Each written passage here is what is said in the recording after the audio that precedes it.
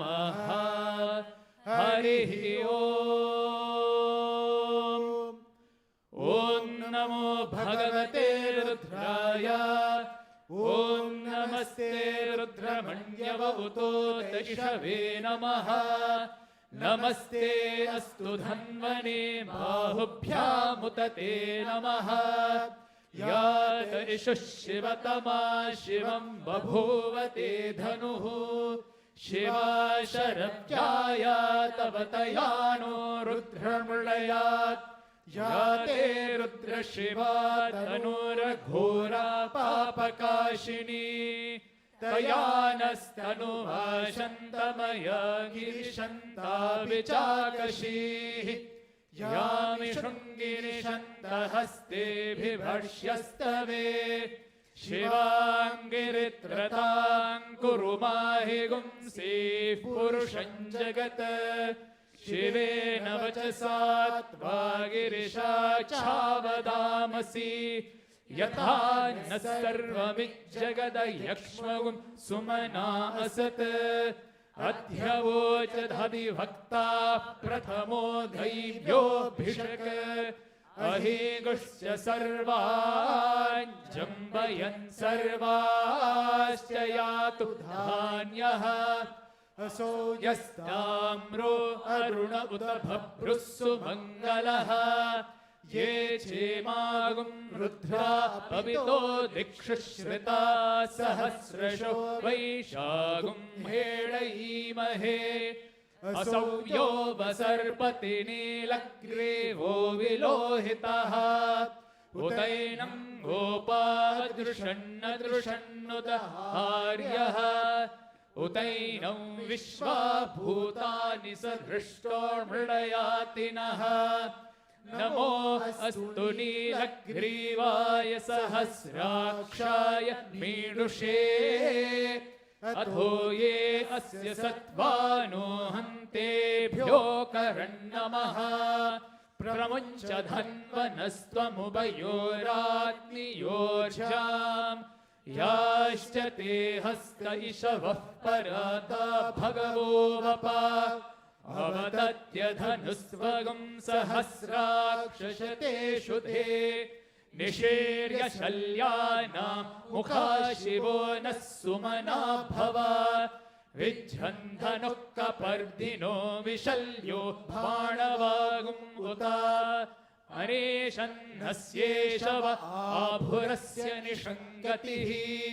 या ते हेतिर्मीदुष्टमहस्ते बभूवते धनुः।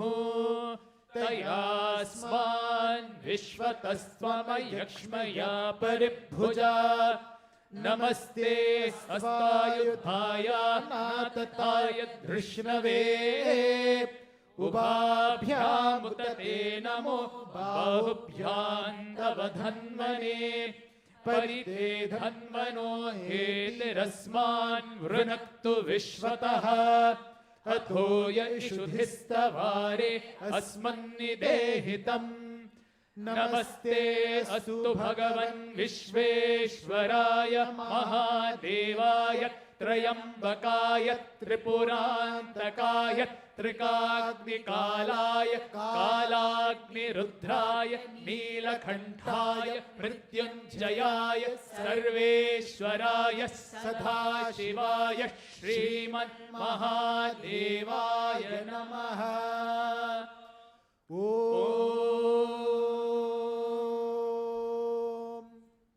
शान्ति शान्ति शान्तिः।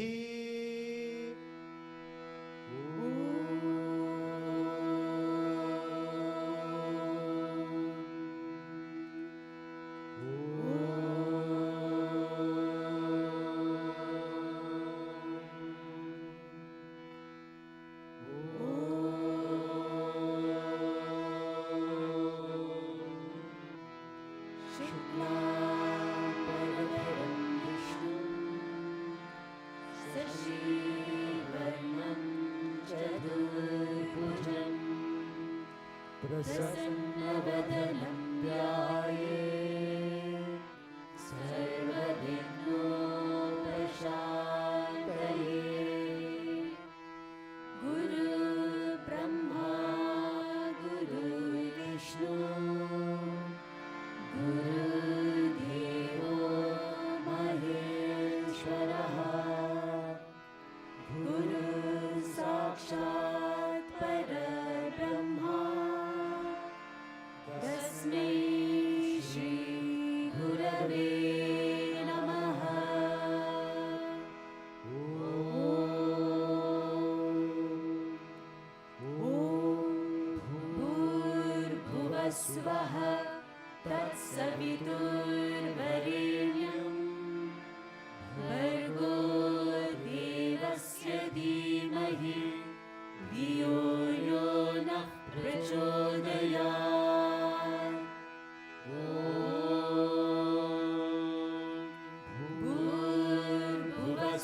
नमः तत्सवितुर्वरेण्यं भर्गो देवस्य धीमहि धियो यो नः प्रचोदयात्। ॐ भूर्भुवः स्वः तत्सवितुर्वरेण्यं भर्गो देवस्य धीमहि धियो यो नः प्रचोदयात्।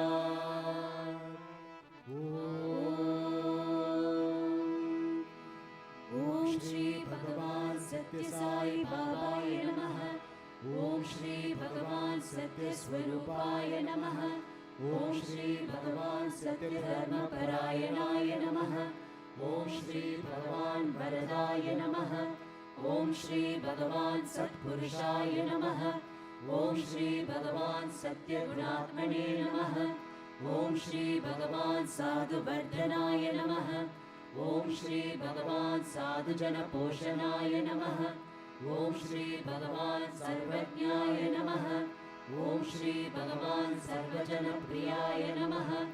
ॐ श्री भगवान् सर्वशक्तिमूर्तये नमः। ॐ श्री भगवान् सर्वेशाय नमः। ॐ श्री भगवान् सर्वसङ्गपरित्यागिने नमः। ॐ श्री भगवान् सर्वान्तर्यामिने नमः। ॐ श्री भगवान् महिमात्मने नमः। ॐ श्री भगवान् महेश्वरस्वरूपाय नमः। ॐ श्री भगवान् पट्टिग्रामोद्भवाय नमः। ॐ श्री भगवान् पट्टिक्षेत्रनिवासिने नमः। ॐ श्री भगवान् यशकाय श्रीनिवासिने नमः। ॐ श्री भगवान् जोरि आदिपल्लि सोमप्पाय नमः। ॐ श्री भगवान् भारद्वाज ऋषिगोत्राय नमः। ॐ श्री भगवान् भक्तवत्सलाय नमः। ॐ श्री भगवान् अपान्तरात्मने नमः। ॐ श्री भगवान् अवतारमूर्तये नमः। ॐ श्री भगवान् सर्वभयनिवारणे नमः। ॐ श्री भगवान् आपस्तम्भसूत्राय नमः। ॐ श्री भगवान् अभयप्रदाय नमः। ॐ श्री भगवान् रत्नाकरवंशोद्भवाय नमः। ॐ श्री भगवान् श्रीनिसाय भेदशक्ति अवताराय नमः। ॐ श्री भगवान् शङ्कराय नमः। ॐ श्री भगवान् शिरडिसाई मूर्तये नमः। ॐ श्री भगवान् द्वारकामायि वासिने नमः। ॐ श्री भगवान् चित्रावती तटपुटपतिविहारिणे नमः। ॐ श्री भगवान् शक्तिप्रदाय नमः। ॐ श्री भगवान् शरणागतत्राणाय नमः। ॐ श्री भगवान् आनन्दाय नमः।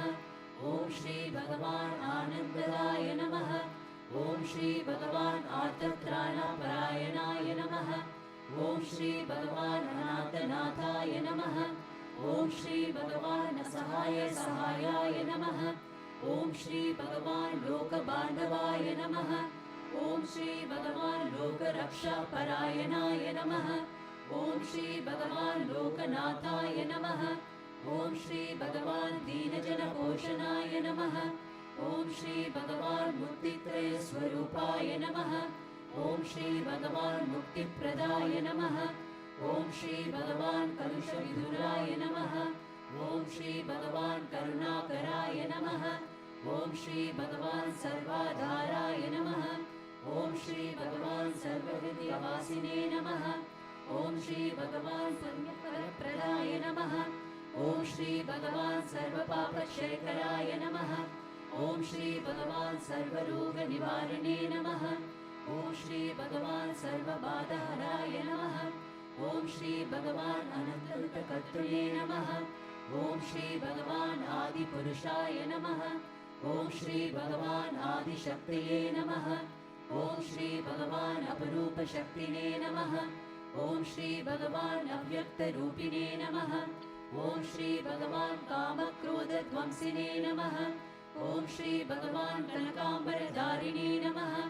ॐ श्री भगवान् अद्भुतचर्याय नमः। ॐ श्री भगवान् आपद्बान्धवाय नमः। ॐ श्री भगवान् प्रेमात्मने नमः। ॐ श्री भगवान् प्रेममूर्तये नमः। ॐ श्री भगवान् प्रेमप्रदाय नमः। ॐ श्री भगवान् प्रियाय नमः ॐ श्री भगवान् भक्तप्रियाय नमः ॐ श्री भगवान् भक्तमन्दाराय नमः ॐ श्री भगवान् भक्तजनहृदयहाराय नमः ॐ श्री भगवान् भक्तजनहृदयालयाय नमः ॐ श्री भगवान् भक्तपराधीनाय नमः ॐ श्री भगवान् भक्तिज्ञानप्रदीपाय नमः ॐ श्री भगवान् भक्तिज्ञानप्रदाय नमः ॐ श्री भगवान् सुज्ञानमार्गदर्शकाय नमः ॐ श्री भगवान् ज्ञानस्वरूपाय नमः ॐ श्री भगवान् गीताबोधकाय नमः ॐ श्री भगवान् ज्ञानसिद्धिदाय नमः ॐ श्री भगवान् सुन्दररूपाय नमः ॐ श्री भगवान् पुण्यपुरुषाय नमः ॐ श्री भगवान् फलप्रदाय नमः ॐ श्री भगवान् पुरुषोत्तमाय नमः ॐ श्री भगवान् पुराणपुरुषाय नमः ॐ श्री भगवान् अतीताय नमः ॐ श्री भगवान् कालातीताय नमः ॐ श्री भगवान् सिद्धिरूपाय नमः ॐ श्री भगवान् सिद्धसङ्कल्पाय नमः ॐ श्री भगवान् आरोग्यप्रदाय नमः ॐ श्री भगवान् अन्नवस्त्रदाय नमः ॐ श्री भगवान् संसारदुःखक्षेकराय नमः ॐ श्री भगवान् सर्वाभीष्टप्रदाय नमः ॐ श्री भगवान् कल्याणगुणाय नमः ॐ श्री भगवान् कर्मध्वंसिने नमः ॐ श्री भगवान् साधुमानसशोभिताय नमः ॐ श्री भगवान् सर्वमतसम्मताय नमः ॐ श्री भगवान् साधुमानसपरिशोधकाय नमः ॐ श्री भगवान् साधकानुग्रहप्रतिष्ठापकाय नमः ॐ श्री भगवान् सकलसंशयहराय नमः ॐ श्री भगवान् सकलतत्त्वबोधकाय नमः ॐ श्री भगवान् योगीश्वराय नमः ॐ श्री भगवान् योगीन्द्रवन्दिताय नमः ॐ श्री भगवान् सर्वमङ्गलकराय नमः ॐ श्री भगवान् सर्वसिद्धिप्रदाय नमः ॐ श्री भगवान् आपन्निवारिणे नमः ॐ श्री भगवान् आर्तिहराय नमः ॐ श्री भगवान् शान्तमूर्तये नमः ॐ श्री भगवान् सुलभप्रसन्नाय नमः ॐ श्री भगवान् श्री सत्यसाई बाबाय नमः।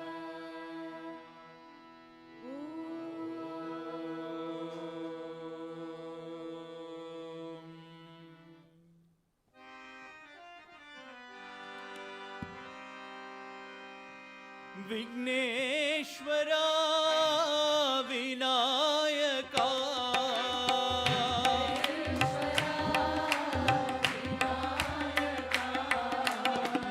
विघ्नेश्वरा विनायका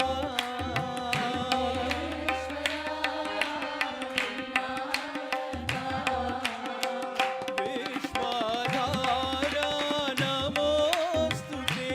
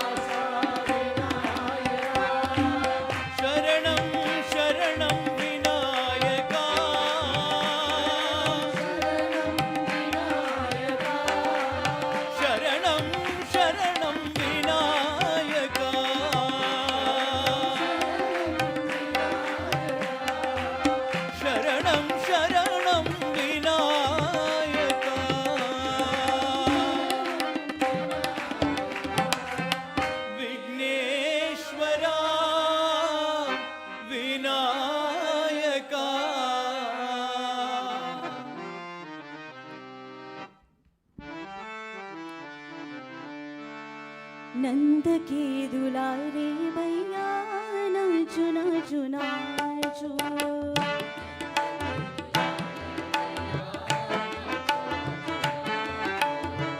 नंद के दुलारे भैया नाचो नाचो नाचो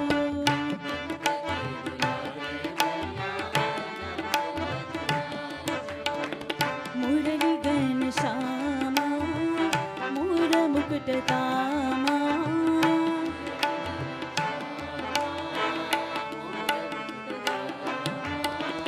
मुरली गण श्यामा मोर मुकुट तामा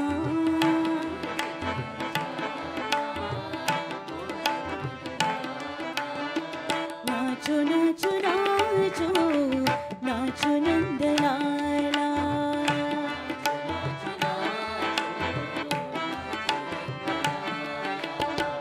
नाचो नाचो नाचो नाचो नंद लाला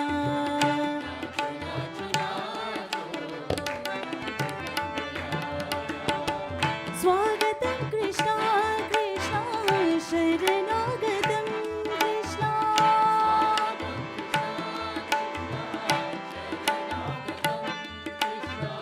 स्वागतं कृष्णा कृष्णा शरणागतं कृष्णा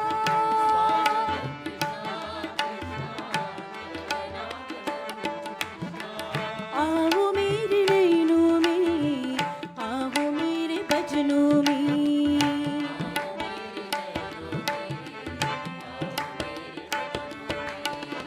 आओ मेरे नैनों में आओ मेरे भजनों में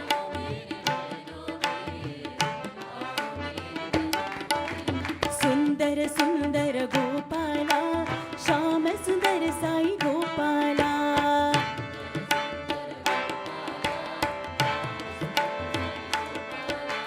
सुंदर सुंदर गोपाला श्याम सुंदर साई गोपाला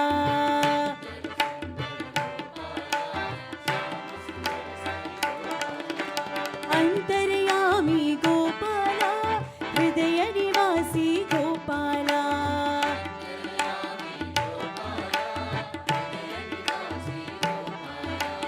अंतर्यामी गोपाला हृदय निवासी गोपाला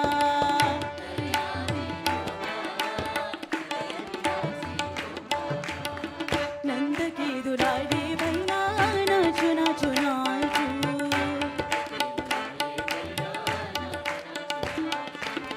मुरली गण श्यामा मोर मुकुट तामा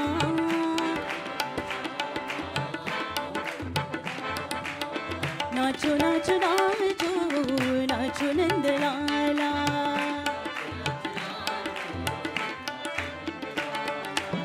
स्वागतं कृष्णा कृष्णा शरणागतं कृष्णा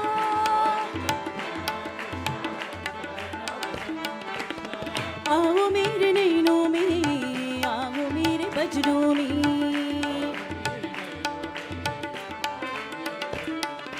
सुंदर सुंदर गोपाला श्याम सुंदर साई गोपाला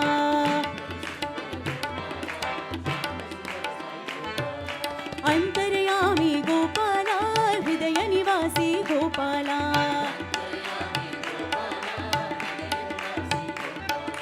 सुंदर सुंदर गोपाला श्याम सुंदर साई गोपाला अंतर्यामी गोपाला हृदय निवासी गोपाला अंतर्यामी गोपाला हृदय निवासी Gopala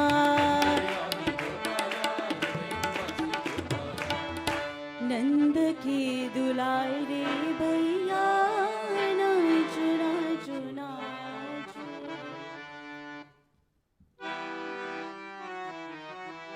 Brightly shines the Lord incarnate. Brightly shines the Lord incarnate. Brightly shines the Lord incarnate. Brightly shines the Lord incarnate. Father, Mother, Sai Baba, you built the cosmos in you. I wish to rest my soul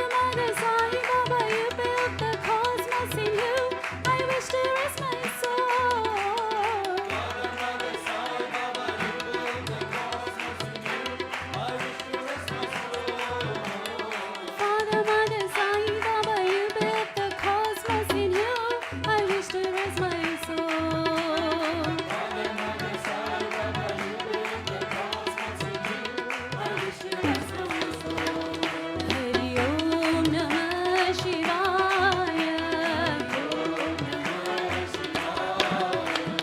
Shiv Shiv Shankar हर परमेश्वर साईश्वराय नमः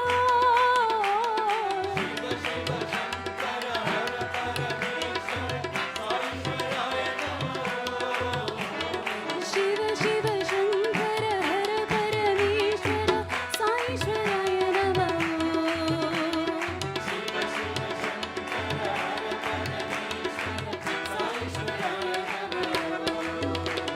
शिव शिव शंकर हर परमेश्वर साईश्वराय नमः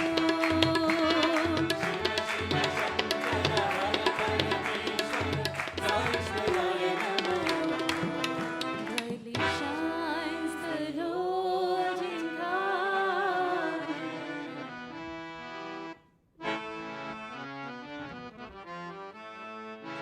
साई नाम बोलो गोविंद नाम बोलो साई नाम बोलो गोविंद नाम बोलो साई नाम बोलो गोविंद नाम बोलो साई नाम बोलो गोविंद नाम बोलो महादेव बोलो जय पांडुरंग बोलो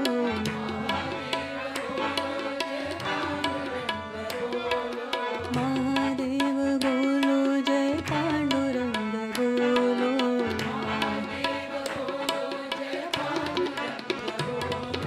साई नाम बोलो गोविंद नाम बोलो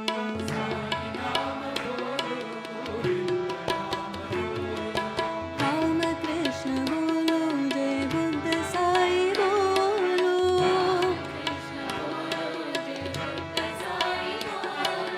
राम कृष्ण बोलो जय बुद्ध साई बोलो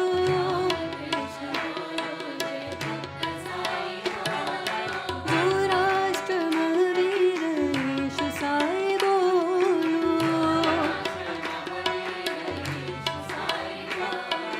जो राष्ट्र महावीर यीशु साई बोलो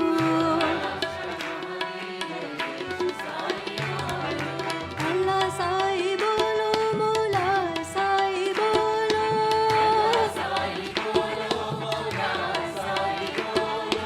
अल्लाह साई बोलो मौला साई बोलो प्रेम साई शांति दाई सत्य साई बोलो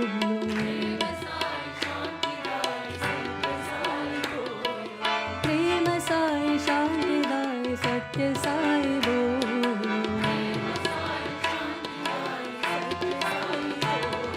साई नाम बोलो गोविंद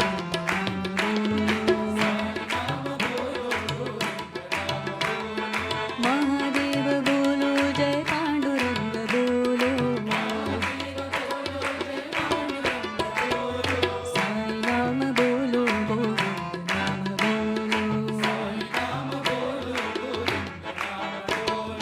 राम कृष्ण बोलो जय बुद्ध साई बोलो जो राष्ट्र महावीर यीशु साई बोलो अल्लाह साई बोलो मौला साई बोलो अल्लाह साई बोलो मौला साई बोलो प्रेम साई शांति दाई सत्य साई बोलो प्रेम साई शांति दाई सत्य साई बोलो गोविंद बोलो गोपाल बोलो गोविंद बोलो गोपाल बोलो गोविंद बोलो गोपाल बोलो गोविंद बोलो गोपाल बोलो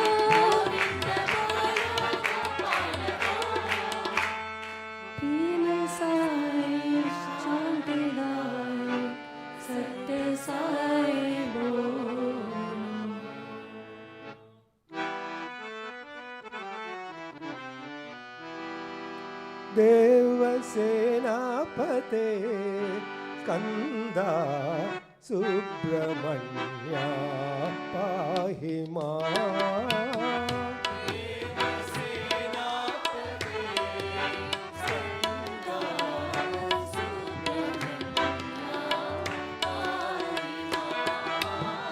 देवसेनापते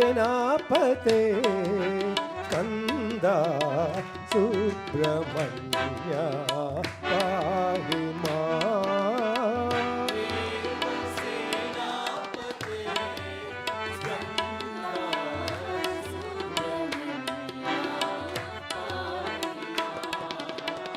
पाहि परमेश्वरा स्कन्दा सुब्रह्मण्या पाहि माम्।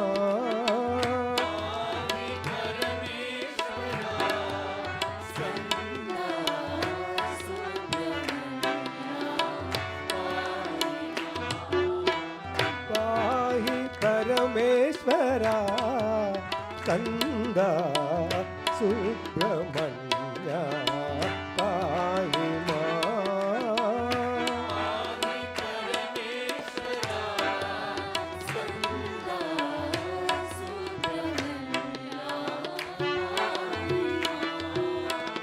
सुब्रह्मण्या षण्मुखनादा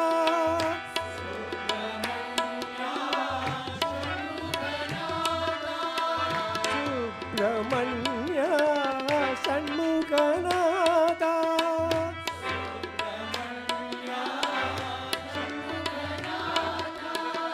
साईनाथा करुणा सिन्धु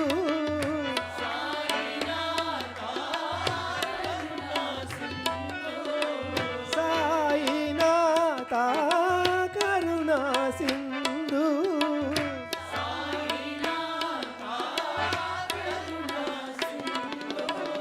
पाहि परमेश्वरा स्कन्दा सुब्रह्मण्या पाहि माम्।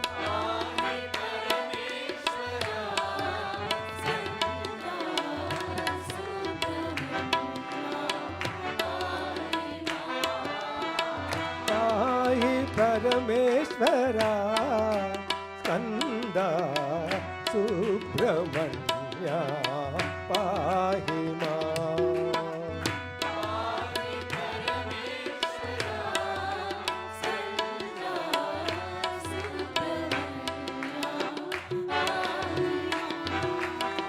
देवसेनापते स्कन्दा सुब्रह्मण्या पाहि माम्।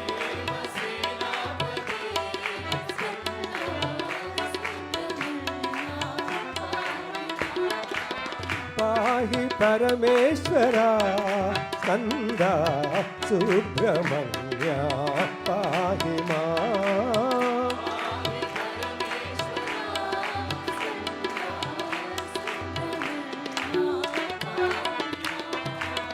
सुब्रह्मण्या षण्मुखनादा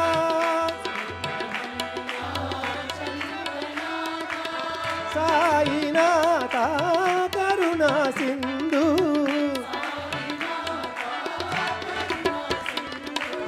पाहि परमेश्वरा स्कन्दा सुब्रह्मण्या पाहि माम्।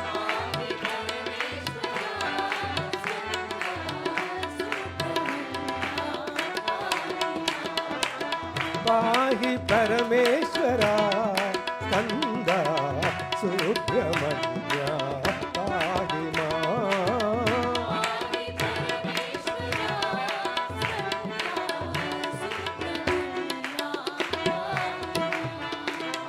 देवसेनापते स्कन्दा सुब्रह्मण्या पाहि माम्।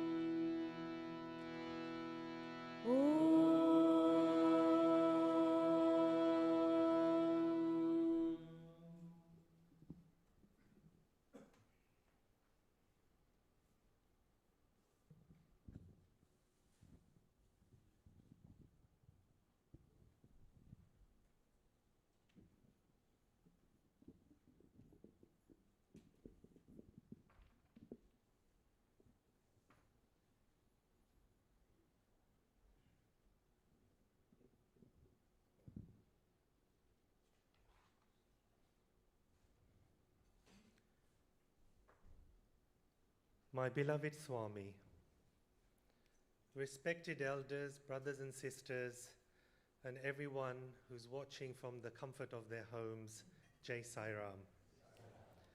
Now, first of all, I have to ask for some permission, and I'd like to just say that bear with me on the intro here, because when I asked Dr. Mohan's office for his bio, what they sent to me was not what I was expecting. It was very simple. So I did my own research, and I want to share this with you because I think we're very blessed and fortunate to have someone like him with us today. So please bear with me, and apologies for the slightly longer intro than we usually do. It's lovely being back home again. It's a rare privilege to introduce a man whose life stands at the meeting point of science, service, great achievement, and devotion. And the reason why I want to share all of this with you today, it's a message for all of us. And I know there's a lot of young adults, devotees, who are listening to this today. When you think of Swami, when you put Swami first, you can achieve the unachievable. And this is what our next speaker has done. The great English novelist George Eliot once asked, "What do we live for if it is not to make life less difficult for each other?" Few lives provide a more compelling answer to that question than the life of Padma Shri Dr. V. Mohan. Dr. Mohan is recognized throughout the world as one of the foremost authorities in the field of diabetes. Yet his journey did not begin with titles, honors, or international recognition. It began at the age of 18 years old, when as a young medical student, he joined his father, Professor M. Vishwanathan, who was revered as the father of diabetology in India, in the study and treatment of diabetes. At an age when young people are still discerning the direction of their lives, Dr. Mohan had already found his calling. What began as a young student assisting his father became a lifelong mission to understand diabetes more deeply, to treat it more effectively, and above all, to relieve the suffering it brings to millions and billions of families around the world. For more than 50 years, Dr. Mohan has remained in active clinical practice to this very day. During that time, he has treated tens of thousands of people, not as statistics or case histories, but as patients, families, and human beings seeking reassurance, healing, and hope. Together with his late wife, Dr. Rima Mohan, herself an international respected ophthalmologist in the field of diabetic eye disease, he established Dr. Mohan's Diabetes Specialty Center. What began with the vision of 2 dedicated physicians has grown into a network of more than 50 diabetes centers across 8 states and 32 cities in India. The scale of his contribution to medical science is quite simply extraordinary. His scholarly output extends to around 1,800 scientific papers. His research has received more than 261,000 citations worldwide. His present H-index stands at 178, while more than 1,250 of his publications have each been cited at least 10 times. For those outside the scientific world, these figures are not merely academic numbers, they demonstrate that his work has influenced the thinking, research, and clinical practice of physicians and scientists across the globe. He has repeatedly been included in the Stanford database of the world's most influential scientists. In its 2025 assessment, he was placed among the top 2% of scientists globally and ranked first in India in clinical medicine, endocrinology, and metabolism. Dr. Mohan has never regarded knowledge as something to be confined within laboratories, journals, or lecture halls. Through the Madras Diabetes Research Foundation, he has helped nurture a new generation of researchers. More than 75 scholars have undertaken doctoral work through the foundation in association with leading universities in India, Australia, and United Kingdom. He has also trained thousands of doctors, nurses, and healthcare professionals, ensuring that his knowledge does not end with him, but multiplies through the service of others. There is something profoundly noble in this. A great doctor may heal the patient before him, but a great teacher equips hundreds of others to heal patients he may never meet. Dr. Mohan's work has also traveled far beyond the great hospitals and institutions of India. He established rural diabetes services using fully equipped mobile clinics with satellite technology supported by organizations including the World Diabetes Foundation, the Indian Space Research Organization, and the National Agro Foundation.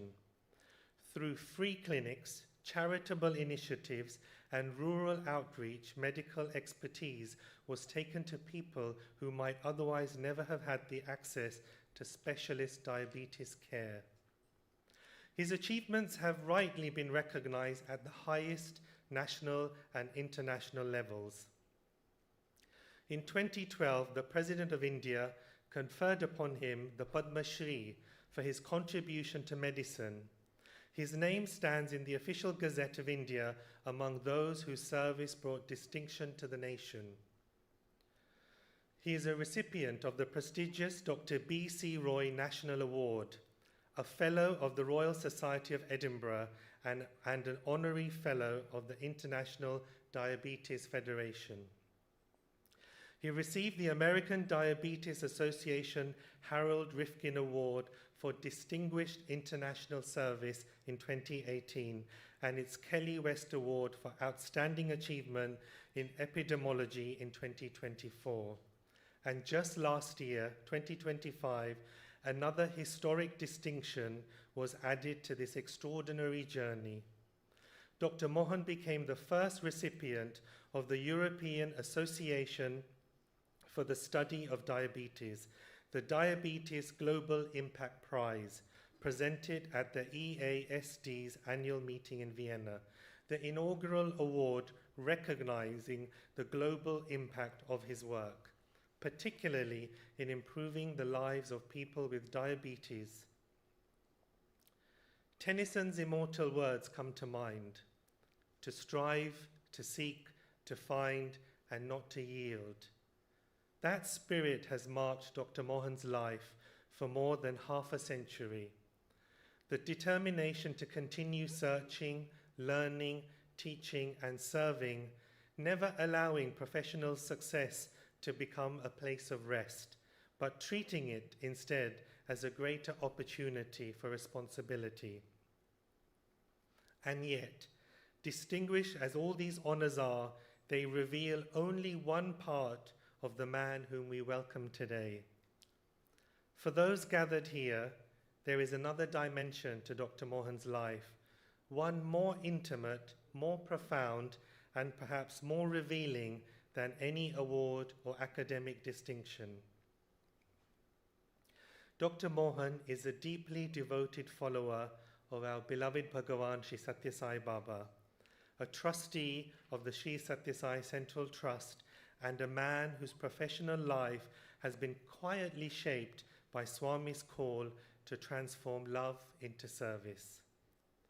In Dr. Mohan's life, Swami's teachings have never remained beautiful ideals. They have entered the consulting room, the research center, the classroom, and the villages of rural India. The physician in him has sought to heal the body. The teacher in him has sought to multiply knowledge. The researcher in him has sought to advance human understanding. But the devotee in him has sought to offer all of these at the beautiful lotus feet of our Bhagavan. Those who have read his book, Sathya Sai Baba Lives On, will recognize that his relationship with Swami is not a formal association, not merely a cherished memory. It is a living presence, a source of guidance in moments of decision, strength in times of trial, and purpose amid extraordinary achievement. Swami often reminded us that the body is given for service. Dr. Mohan's life invites us to see that even the most distinguished career finds itself fulfillment when it becomes an offering to the Lord. Perhaps that is the most beautiful lesson of his journey. Science may teach us how the human body functions, but spirituality teaches us why human life must serve. In Dr. Mohan, the two do not compete. They meet in compassion. So today, we welcome not simply a celebrated physician, but a man who has placed extraordinary knowledge at the service of humanity. Not simply a scientist of global standing, but a teacher who has raised generations of doctors. Not simply a recipient of the Padma Shri, but a devotee who has sought to make his entire profession an offering to Bhagavan. It is with profound respect, honor, and great affection I now welcome Padma Shri Dr. V. Mohan to address us. Sarai.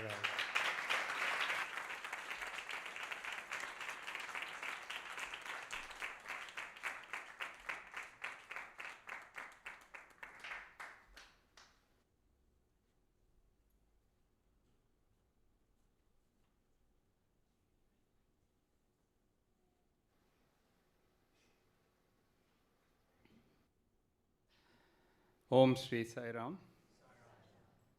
I offer my most humble, loving and reverential pranams at the divine lotus feet of our Lord and Master, Bhagavan Sri Sathya Sai Baba. If you just think about it for a moment, but for him, there is no need for any of us to be here. There will be no organization, no trust, no devotees, nothing. The very fact that we are all here today is due to his benediction, due to his limitless love. And Swami has always said that wherever his glory is sung, wherever you meet to talk about me, I will install myself there. So we know that Swami's words are always true, and therefore Swami is with us today. So first of all, thank you, Swami, for bringing us all together to share just a very small iota of your love. Your love is so vast, it's bigger than the ocean, and what we can describe is only a few drops. And yet, it is very important that we all meet, because it's in satsang such as this that we get to know each other. Our own devotion increases, our faith increases, our bonds increase, and that's exactly what Swami wanted. Brother Shittu, thank you for that very generous introduction. You did hint in the car when you drove me here that the half-page introduction just given is not enough, and I'm going to speak a little bit more. But if I can confess, in all my 50 years, I don't think I've ever had such an introduction. So it's hugely embarrassing to hear this in a Sai forum, but it just shows your love and affection, how much of research you have done.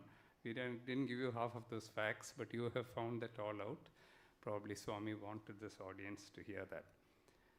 To all the colleagues of the council, to all the presidents, office bearers, both on the Gen side as well as the Mahila side, to the elders sitting behind, to all the Sai brothers and sisters of UK who are present here today, who are listening online, and perhaps others who may listen from other countries as well. My loving Sai Ram to all of you. I bring to you greetings from the Sri Sathya Sai Central Trust Prashanthi Nilayam and also the Sri Sathya Sai Global Council, of which you are all part of. Swami always says that unless he decides, nothing can happen. I was due to have come here a few weeks earlier. Actually, I think it was on May 31st, if I'm not mistaken, Sunday. Everything was set, even the invitations were sent out, but then Swami had other plans, and a small shake-up in my grandson's exam in India, about which you must have read, the NEET exam, threw the whole country into kind of despair, because that exam had to be conducted again. And so we were all set to travel, and then we had to cancel that trip. But then Swami decided that today is a better day for all of us to meet, for reasons that he knows best. The reason why we all have this satsangs is so that our faith remains intact. In fact, our faith should never be shaken. Coming here and hearing about the glorious work, Swami's work, that the entire organization, the trust, the charity, and the various wings of your organization is doing is very humbling. Because it is one thing to do this in India, and it's a completely different thing to do it in another land, where the culture is different, people are different, the laws are different, and yet I find divine work, Swami's work, being done with so much of dedication. And when you do Swami's work, he takes care of your work. He takes care of you. He takes care of your family. And it's not for that we are doing it, but whether we like it or not, Swami will do that. And so one of my quotes of Swami in this context is relevant here. So let me say this, read this out to you. One of Swami's promises: I give you this assurance today that stands true until the very end. I am always there, whether you know it or not. I shall do the needful in a timely manner, whether you believe it or not. I shall always protect you in time of despair, whether you can see it or not. I shall always carry you in times of weakness, whether you let me or not. Even if you don't let him carry us, he will still carry us.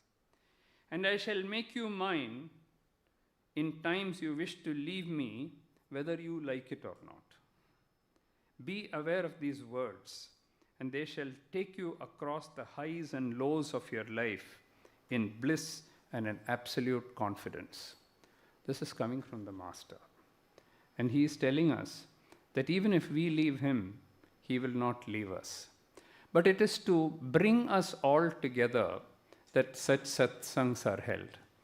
Swami, being the Lord of the universe, if he wanted anything done, with a wave of his hand he can do it. He doesn't need any of us. He doesn't need the organization, he doesn't need the trust, he doesn't know.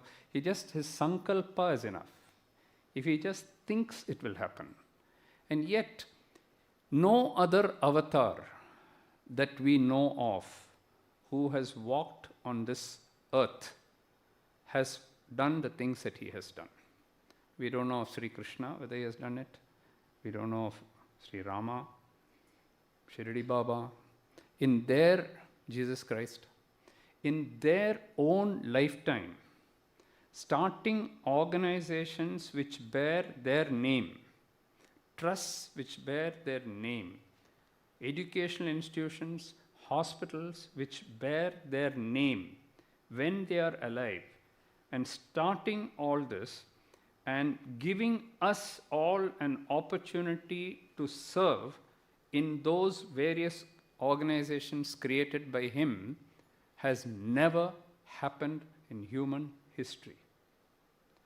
And therefore, we are all blessed that we are his chosen instruments. It's not something to be proud of. It is something to be eternally grateful for. Because but for him calling us, we would not be part of his organization. We would never have seen his glory. We would never have been able to participate in any of the activities that you are involved in. Let me ask you, it's been only now 15 years since the Mahasamadhi. How many of you have seen Swami?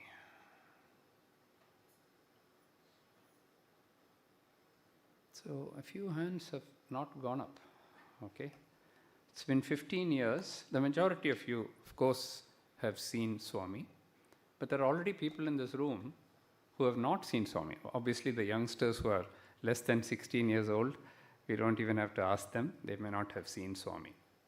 Fast forward 30, 40, 50 years, okay?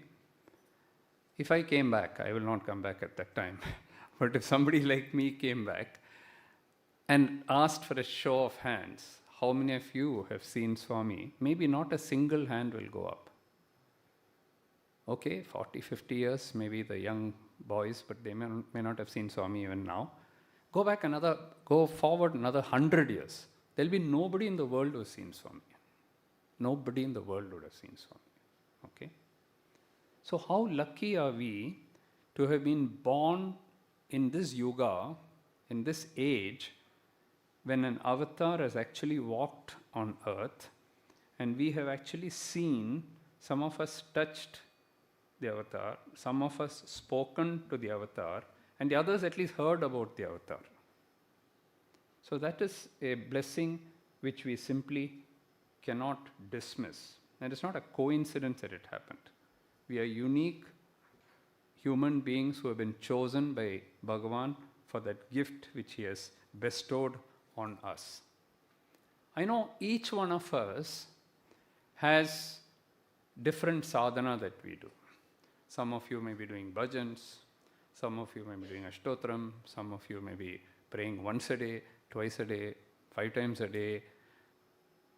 Each one has your own beliefs, your own practices, which you are following. Continue that. Absolutely no, all human beings are not the same. Each one has your own sadhana, your own destiny. But today I have one request to make of you. Whatever you do as your sadhana, add one more to that. And that one is a small prayer to Swami. And that prayer is, Swami, never, ever reduce my faith in you. Never, ever reduce my faith in you. Circumstances will come. My life may become may go topsy-turvy. So many things may happen which can shake your faith. I have known people who have been ardent devotees, either of Bhagavan or of some other God form. And then one incident, 1 second is all it takes. One accident, one death, something happens. Finished. They're gone. Their entire faith is gone.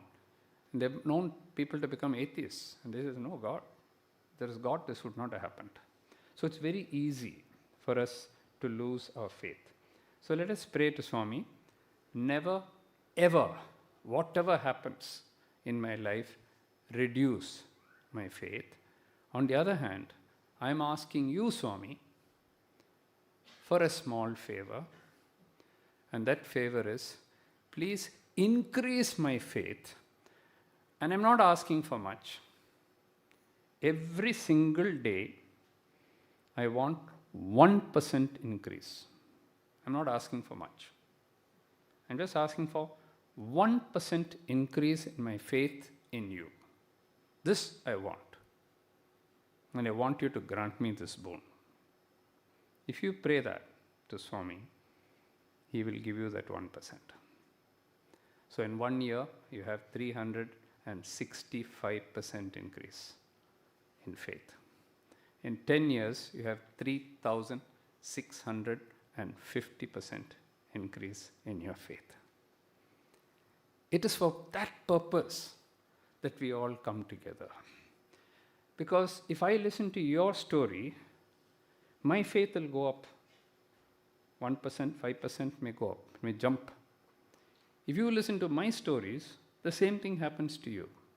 And it's to listen to each other that we come here. It's not for any other purpose. This satsang is to bring us together so that our own faith gets elevated, so that rather than our faith going down, it's actually increasing little by little. It need not go up by big leaps of faith. It need not go just 1%, 1%, 1% is enough. And that is why we listen to true stories. I've asked Swami, but they've written 2 books which describe a lot of miracles which have happened to me, it happened to others, it happened to my patients, it's happened to so many people.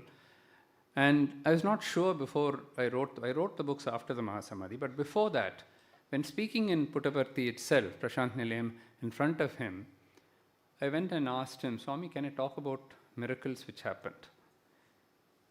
He said, why do you want to talk? I said, because I thought I should share the glory.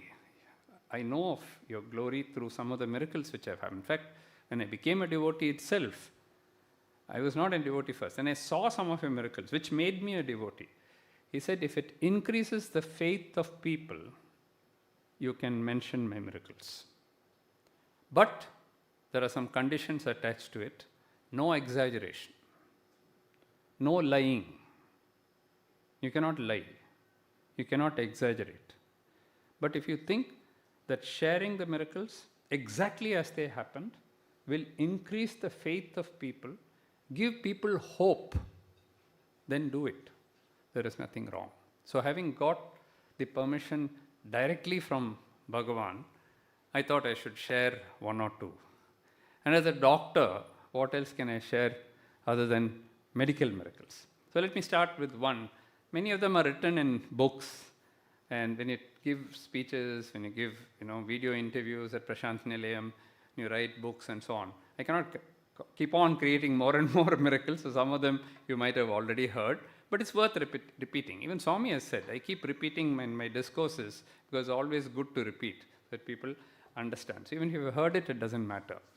The first time when I saw something which is definitely a miracle was when I was not a devotee of Swami. So I had not started my hospital, just a small clinic. I had left my father after 20 years and I was trying to start on my own with my wife. And we had just a couple of small rooms, small clinic. And I had to admit my patients in another hospital quite far away where they gave me admitting rights. So I used to go there and admit. And most of the patients who got admitted with diabetic foot problems, because the non-healing ulcers will come. And if you don't treat them properly, they can end in an amputation, which is a very terrible kind of a complication of diabetes. So I had this man who had a very severe foot infection, admitted him in the hospital. So surgeon and I together we treat, and then we get others also, radiologists and others, orthopedic surgeons, all of them forming a team. So we're treating this man, but he is not responding. And the problem when you admit somebody in a hospital is that the hospital bill keeps going up. If it's a very rich person, it doesn't matter. You can keep them for a month, 2 months, it doesn't matter. Slowly, if it heals also, it's okay. But imagine it's a middle-class person or somebody who cannot afford. Every day in hospital is expensive because most hospitals there are private in India. It's not like the NHS here where you get free treatment. So we watched for about a week. There was no improvement at all. In fact, it was getting worse. And for a wound to heal, doctors among you or the medical professionals among you, you need to have blood supply because it's a blood which brings a nutrition and that makes the wound heal. If there is no blood at all, if it remains pale, white, it means there's no blood and therefore it cannot heal. So this man's wound, after all the diabetes control and everything we did to improve the circulation and so on, it was not responding. So after getting a second opinion, before you suggest an amputation, you get another surgeon who gives another opinion. So second surgeon also came and said amputation. First surgeon already said amputation. So I had to break the news to him. So I went and told him, "Sir, we are very sorry, but you have to lose your leg. It's a below knee amputation that you have to do. There's no way this wound will heal." So the man told me, "Give me 1 day. Come back tomorrow. I'll tell you." I said, "Of course, it's your leg. You can take as much time as you want." "No, I need only 1 day." So the next day, I went for my ward round, and I thought, okay, he's going to tell me that go ahead, because there's no other way. It's already full, the leg is already bandaged, and already the dressing has been done. So we showed him the wound, and we said, "See, there's no blood, nothing. So you have to have the amputation." So he said, "Okay." I thought he'll start crying, but he didn't cry. And he said, "Give me just 1 day." So next day I went back, and I asked him, "What's your decision?" He said, "Sir, there is no need for the amputation." So I said, "You're telling me that there is no need for the amputation? I told you, and 2 surgeons told you that you need the amputation. You're telling me that there is no need. You've not even seen the wound. I showed you the wound yesterday. Sir, you can see the wound, but I don't need an amputation." I said, "What makes you so sure?" "Because Sai Baba told me." I said, that's the first time, I'm hearing Sathya Sai Baba. Of course, I've heard of Baba long before that. If you read my first part of my book, right from my childhood, Swami had come in one form or the other. But here is a medical miracle about to happen. So I said, "What? How did Sai Baba come here?" So he's in Puttaparthi, isn't it? "No, sir, last night he came to see me." I said, "I beg your pardon? He came here to see you?" "Yes, sir, he came to see me." "In person?" "Yes, he came in person." I said, "Can you describe what happened?" He said, "I was sleeping, and everyone was sleeping. It's in a general ward. A man can't afford to had a general ward with 4 or 5 beds there." So he said, "Suddenly Baba came, and then he tapped me, and I woke up. And I said, 'Baba, it's you.' He said, 'Yes.' So I said, 'Was it a dream or you've seen?' 'No, sir, it's not a dream. He tapped me, and I woke up, and I spoke to him.' He said, 'Then what did you do?' He took his hand, and he just rubbed my leg. And he said, 'Tell Dr. Mohan, no need for an amputation.' And then what happened? He went away, sir. He disappeared. He said, 'Did the other patients see?' 'No, sir, they were all sleeping. Only me.' He said, 'Are you sure that you saw him? He touched you, sir. He not only touched me and woke me up, he also stroked my leg.' And he said, 'No need for amputation.' Once Baba says, sir, then there is no need for amputation. That is why I told you." So I said, "Okay, hang on." And I went down to the surgeon, and I said, "Sir, you know what he's saying? He says there's no need for amputation. Why don't you come, let's open his wound and have a look." We open his wound, and already blood has started coming in his wound. Okay. Then I looked at the surgeon, and I said, "Yesterday there was no blood, there was no bleeding spots here. Today there is. So now we have to defer the amputation now. So whether what he said is right or wrong, right now we don't need." Every day thereafter, rapidly he started improving, and in a week he went home. He didn't have his amputation. So I sat down with the surgeon and I said, "Can this be true?" Because, there's no way medically in 24 hours things can change. And the confidence with which he told me, there is no need for amputation. That could have come only through deep faith. How else can he say that? He's saying, "Swami has come here and told me that there is no need. Tell Dr. Mohan that there is no need for amputation." I said, "Well, if he has said that, and if improvement is coming, let's leave him alone. We don't do anything." That is a miracle which I saw before I became a devotee. And then I thought, if Swami can do that, even assuming it's a dream, he might have come in person, might not have come in person. Even assuming he has come in a dream, the dream has come true. That means Swami has told him in some form, either in physical form or thing. If that is true, then he is not an ordinary human being. He is divine. And if he has actually come in person, that means he is omnipresent. He is there in Puttaparthi and he is here.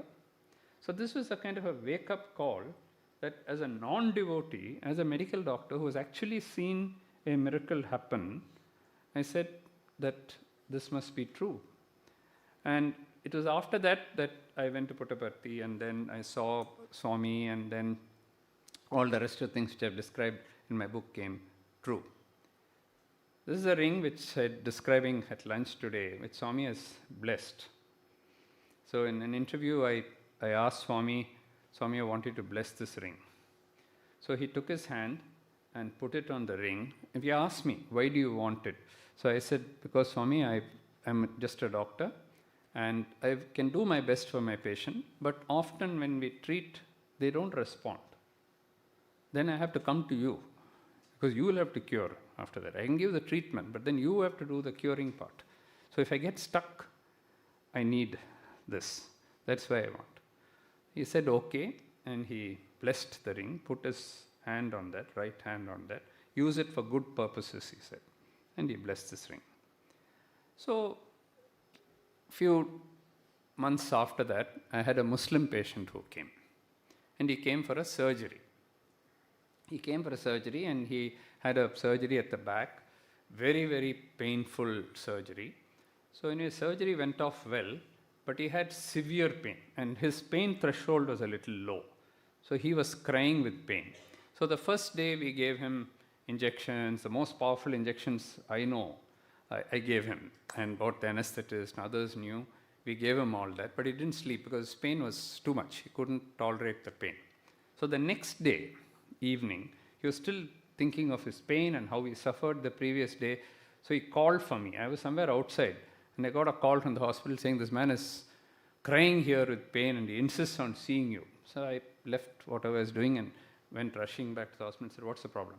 He said, I can't bear this pain. I trusted you and I came. And now I'm not able to bear the pain.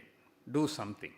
So I tried to explain to him. I said, see, first post-operative day, second post-operative day, we'll give you the injections, medicines, but you'll have to put up a little bit of pain for the first 1 or 2 days. No, I'm not prepared to do that. I need relief now. I said, I've given you all the medicines. What more is there to give? I've given you narcotic drugs. Beyond this, I can't give you anything. I don't care. You have to relieve me of my pain. I said, okay, close your eyes. He closed his eyes. So I took this ring and put it on his forehead. He is sitting there with his eyes closed. So I put it on his forehead and I said, Swami, take over. I can't do anything. I've given him anything. Poor man. He's suffering with pain, Swami. He needs your help. That's all. 1 minute prayer, half-minute prayer. I told him, okay, open your eyes. I'll see you tomorrow. You'll be fine. I said, and I walked out. Before he could do anything, I walked out. I walked out, and then when I was going, the nurse came. Sir, this injection, when do I give? I said, wait, yeah, don't give it now. Then afterwards, if he gets up in the middle of the night, it was about 8 o'clock at night. So I said, delay it a little bit more, and then give it maybe at 10 o'clock, 11 o'clock. I went home and having dinner. The nurse called me. Sir, he's sleeping. So when do I give the injection? I said, wait till he wakes up, and then give it to him. Don't go and poke him now, he'll get up now. So let him sleep. Morning, when I went for alms, the nurse told me, sir, he slept right through. So I didn't give him any injection. I said, you didn't give the injection at all? No, I didn't give anything, he said. So I said, oh, that's good. I said, so I went into the room. So he got up in the morning at 7 o'clock, 8 o'clock. I had no pain, all gone, completely gone. So he called the nurse and he said, doctor said he had given all the medicines previous day and I was crying with pain and now I have no pain. I slept completely. What did you give me last night? I said, sir, I never gave you anything because you were sleeping. And Dr. Mohan said, don't give now because you'll wake him up. You mean you didn't give me any medicine? He said, no, I didn't give anything. So he waited. So I went and he said, Dr. Mohan, what did you do to me yesterday? So I said, I didn't do anything. Why? What happened? You're okay, no? Your pain is gone. He said, yeah, my pain is gone. But what did you do to me? Because the nurse said she didn't give any medicines. What did you do to me? Muslim patient, what do I tell him about Baba? So I told him, no, it's okay. The problem's solved. So leave it. No, I want to know. You tell me. So I said, okay. So I had, Baba's picture with me. So I took it out and said, this is Sai Baba. I prayed to him. This is my ring. This is Baba's ring. Blessed by him. I asked you to close your eyes and I just prayed to him to cure you. That's it. I didn't do anything else. I thought in disbelief he will say something. In human form they are not supposed to worship as in Islam faith. He looked at me and he said, your Sai Baba is God. Only God can do this. He has not come here. He has cured me from there. Only God can do this. Your Sai Baba is God, he said. And you're very lucky to have met God, he said. So I gave him Vibhuti. I first asked him, do you want to come to Puttaparthi? He said, no, I am a well-known religious leader in my group. If I come here, my society will not accept me. So I gave him Vibhuti, I gave him Swami's pictures, and he said, I will always keep this picture with me to the God who saved me, the God who cured me. So here is an example. I cannot explain. If you ask me, I'm a scientist, how did it work? How did it happen? So when Shitu was reading about, science and spirituality, Swami has said that very clearly. Where science ends, divinity starts. All your science, all your knowledge of physics or quantum physics or whatever you know will take you up to a certain point. Where that ends, only God starts. He starts only there. So if you try to explain that, how God worked and how then we have to be bigger than God, we certainly are not. So certain things, you do your duty. As a doctor, you may be in many other professions. You do whatever you have to do. That you have to do on a human level. You do your best. Because Swami doesn't like mediocrity. He likes you to do your best. But then, to do something beyond that, we need divine help. As one of the great poets has said, if human beings could achieve everything, what are the heavens for? The heaven is there for you to pray, to do things which you cannot do. And that is what God is there for. So to all of you, you are all, devotees of Bhagavan. So I am preaching to the converted. I don't have to tell you. But even so, I talked about the losing the faith. The other thing that we all have is doubt will come. Always a doubt will come. Take the two instances I told you. Suppose I was talking this to an atheist, non-devotee, okay? And I said in the first case, his wound started healing. Well, up to then it didn't. Next day it just happened. That's it. It's a coincidence. If you think of it that way, it's a coincidence. This one, maybe the power of your positive thinking, you have told him you will be all right. Maybe that worked. Yeah, that's how prayer works. To the best of my knowledge, that's how prayer works. How does prayer work? There's something in the universe which is there, and you're tapping into that energy, and that energy, call it positive thinking, call it whatever you like. We don't know how prayer works. Do you know how prayer works? We don't know. But still it works.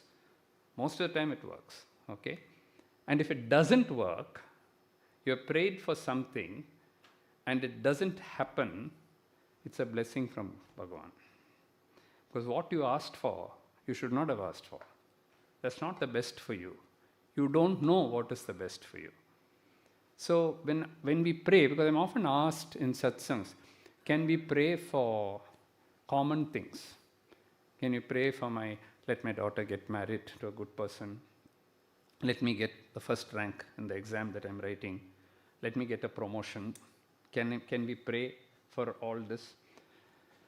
I think Swami is our father and mother, all rolled into one. 1,000 fathers, 1,000 mothers rolled into one is Swami. We can go and ask our father and mother for anything. So I don't think there's anything wrong in asking Swami for even mundane things, even small things in life. Because first of all, it makes you perform better. By asking for Swami for that, it probably brings out the best in you.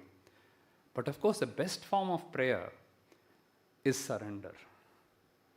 And tell him, I don't know whether I should get a promotion or not. I don't know. I'm your humble servant and I surrender at your divine lotus feet. You take care of me. You do what is best for me. That is the best form of prayer. If you do that, Swami will then decide what is the best for you. You deciding what is best for you is better, or Swami deciding what is best for you is better. Always he knows what is best. So while we can all pray, and you can also pray for, we are human beings, we do pray for small things, but leave the bigger thing to him by surrendering to him. Just surrender completely to him, you're at peace after that. Because then you're not attached to what you wanted. Whether you get it, don't get it, it's his decision. If he wants it, I get it. If he doesn't want it, I don't get it. You take charge, and he will take charge. One of the things in the post-Samadhi period of Swami is that I said earlier that we were all chosen messengers of Swami. While that's very nice to hear, and while it is true, it also comes with a lot of responsibility. And the responsibility is that we should continue, we have chosen to join an organization or a trust or the various wings of the organization she has created, and we are all part of it. We are lucky to be given a small role, but that role we have to do to perfection. Now, everywhere I go in the world, I hear that there is disagreement between office bearers, and this person is like this, and he didn't allow me to do this, and as long as we're human beings, it will be there. You tell me one family where there is no disagreement, husband and wife always agree? I don't think so, I can tell you a small instance of another guru in Chennai who is my patient. He came to me, he does a lot of counseling and all that. And he told me that there's a couple who came for a divorce to him. And he said, they said, please settle this divorce for us and then tell us the right lawyer, and we have decided enough is enough. So he said, yeah, okay, we'll talk about that. But before that, tell me why you want to get divorced. And she said, he doesn't love me at all. And he said, she doesn't love me at all. He said, give one example. So the wife says, ever since I got married to him, I told him that the toothpaste has to be pressed from the bottom. Like that. He presses from the top. So many times I told him, 10 years, and he's still pressing from the top. Isn't the toothpaste to be pressed from the bottom? Then the other man said, sir, it is true. But what difference does it make? The toothpaste has still lasted, 10 years, my toothpaste lasted. And so, what is the problem? So this guru says, okay, I have a simple solution for both of you. Don't get into divorce. You buy 2 toothpastes. One, he presses from the top. You keep yours and you press from the bottom. Live happily ever after. Don't get divorced for this, So the way it gets multiplied, because I've told him 100 times and he still keeps doing this. Just to spite me, he's doing this, And he says, I can't help it. That's what all my life I've been doing it. Now I can't change it for her. Why can't you change it? I'm telling you, why can't you change it? That's enough for people to fight. And you don't have to talk about one generation to another generation, especially if the teenager, don't have to talk about it. So there are always constant misunderstandings. Everybody doesn't argue. When that is so, do you think in Swami's organization, everybody will think the same way? Everybody will agree on every point? You say, no, you should invite Dr. Mohan for today. And somebody else, no, there's a much better person than Dr. Mohan to come. And then there is a small argument there. It'll go on like that. You can keep on arguing about everything in life, isn't it? That is where, as Swami devotees, we have to think of the bigger picture. The bigger picture, Swami. Everything that we are doing is for him. It is not our egos. It's not our ego. You think in the central trust, everything we agree? There are 9 trustees. All the 9 agree on everything? No. We sometimes violently disagree. I'll say, this is wrong. Not correct. And they'll say, no, it is correct. I'll give you a simple example. A few years ago, 3 or 4 years ago, after the birthday, many of the foreign devotees came and met me in my room. And then they told me, Dr. Mohan, there is no board which says where to donate. We wanted to make a donation. There is no board which says, so why don't you just put up a board saying donation office? That's it. Just say donation office. So I said, yeah, it's a good thing, valuable feedback which has come from there. And so I went to the next trust meeting, and I said, you know what, I'm getting feedback. 2-3 people have told me this, that they don't know where to go. They want to make a donation, they don't know where to go. So just a board saying that donation office. It was shot down in the trust. They said, how can we? When Swami was there, he never asked for donation. I said, I'm not asking for donation. They're asking where to go to donate, which corner to go, only one board. No, that's wrong. That's not correct. I said, okay, if you don't want it, this is feedback I got, I am bringing it to you. If all of you feel that it's a completely wrong thing, we believe there's no board now in today. Okay, but I had taken that thing, it was shot down, completely shot down. I said, okay, if all of you feel that way, maybe it's Swami talking through them, accept it, and then leave it. So in everything there can be small disagreements which will come. It doesn't matter. Human beings are like that. Don't forget the bigger picture. The bigger picture is Swami. Why are we all here? We all got our professions, we all got our family life, we got everything. And yet we are here on a Sunday afternoon to talk about Swami and to discuss, because there's a bigger picture. There is something else which is bigger than ourselves. So let us forget these small differences and say, Swami said, unity is most important. Unity leads to purity, purity leads to divinity. That's what Swami has said. So first thing is unity. If we don't have unity within ourselves, then we cannot do Swami's work, because then ego will come in between. So everywhere it is there. In India also it is there. Outside India also it is there. But it's my duty to tell you that if our love for Swami is greater than our ego, then we will be able to get over it. We may disagree. You can put your point across and then take a majority decision, respect the majority decision, and go by that. Okay, so that is from the organization point of view. The other thing that I want to tell you is, I'm sure UK devotees are different, because when I go to US and other places, it's quite different. But how many of you have gone to Puttaparthi after the Mahasamadhi? Wow, wrong question to the wrong audience. You know, I have been to centers in the US and so on, where not a single hand has gone up. They're all devotees of Swami, long-term devotees of Swami, and they've not gone back at all. And privately, I just asked them why. And they said there's a vacuum there. Swami is not there. There's a vacuum there. We all used to go there to see Swami. No, Swami is not there. So there's a vacuum there. That means all these years, despite Swami telling us so many times, in so many words, don't get attached only to my physical form. I am the physical form, but I'm not only the physical form. I'm far beyond that. Now what have we done?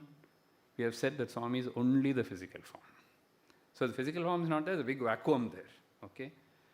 That is where Swami was born. That is where Swami grew up. That Puttaparthi is where Swami lived.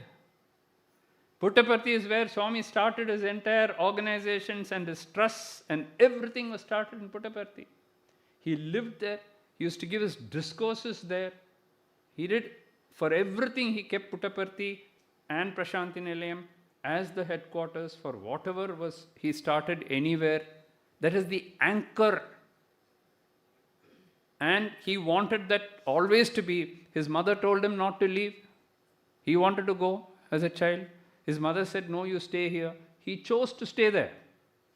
Finally, he rested there also. The samadhi there is not a samadhi. It is a living samadhi. Every time you go, I don't have to tell you that, you all raised your hand. Every time you go to Prashanthi Nilayam and come back, you're completely charged. Your whole body, your mind, everything is charged. Because Swami's physical form may not be there, but his spirit is still there. And that is enough. And that spirit is much more powerful than when he was in his physical body. Why? Because when you're in the physical body, Swami had to restrict himself so that he is human. It's God packed into a human body, which he had to restrict himself. Today he has no restriction. He has no body. So he's everywhere. That's why I said he's here. Right now he's here. He can travel as he wants. Otherwise, as a physical form, he has to go by bus or by car or by plane or something. Now he doesn't need anything. He can just go wherever he wants. So today, in Christianity, what do we say? The Father and Son and the Holy Spirit. That Holy Spirit is the form that he is in now. That is a divine energy which he is there now. And if we really believe that Swami is there, then we don't need the body anymore. Okay? Body is there. We all miss him. That's a different thing. Can't give a letter directly to him now. In fact, the Russian devotees, I just spoke to them last week and they were asking, should we still write letters to Swami? That's a debate they are having there. Should we still write letters? I said, yeah, write. Because you are addressing your thoughts to Swami and putting it down in writing. Rather than just talking to him, when your thoughts can get distracted, you're putting it down in writing. And the very fact you're asking the question shows your faith. Otherwise, you won't ask me the question. So, Swami is very much there. And Prashanthi Nilayam is the headquarters where concentrated Swami is there. Okay? See, we have this ceiling fan in India. You don't have it much in the UK. Now you might start needing it with all the heat waves that you're getting now. You might need the ceiling fans and the air conditioning and your laws to be changed. But in India, we definitely have those ceiling fans. So I used to ask people, why are you having the ceiling fan? There is breeze everywhere. Air is there everywhere. Why are you having a ceiling fan? Similarly, God is there everywhere. Then why go to Prashanthi Nilayam? Because that is where concentrated Swami is there. And that is why we have to trace our roots back there. That is a root. That is a source. It's from there that Swami started going everywhere. So the concentrated Swami is there. And that is why we have to go back to Prashanthi Nilayam. We have to go back again and again and again. Of course, for some people, they may not be able to afford to go. They have so many other problems. They have family problems. They have other problems. Try to go. Try to go. Don't go because you think there's a vacuum there.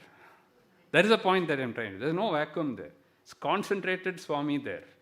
Go and feel the presence.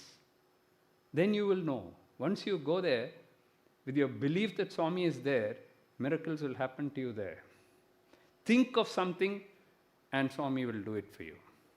Swami will show that he is there. Okay? So that is my another message coming from Prashanthi Nilayam, one of the messages that I can do. You may say, why? Because everyone has one focal point. You take Catholics, they have the Vatican. There are so many churches. Why are they going to Vatican?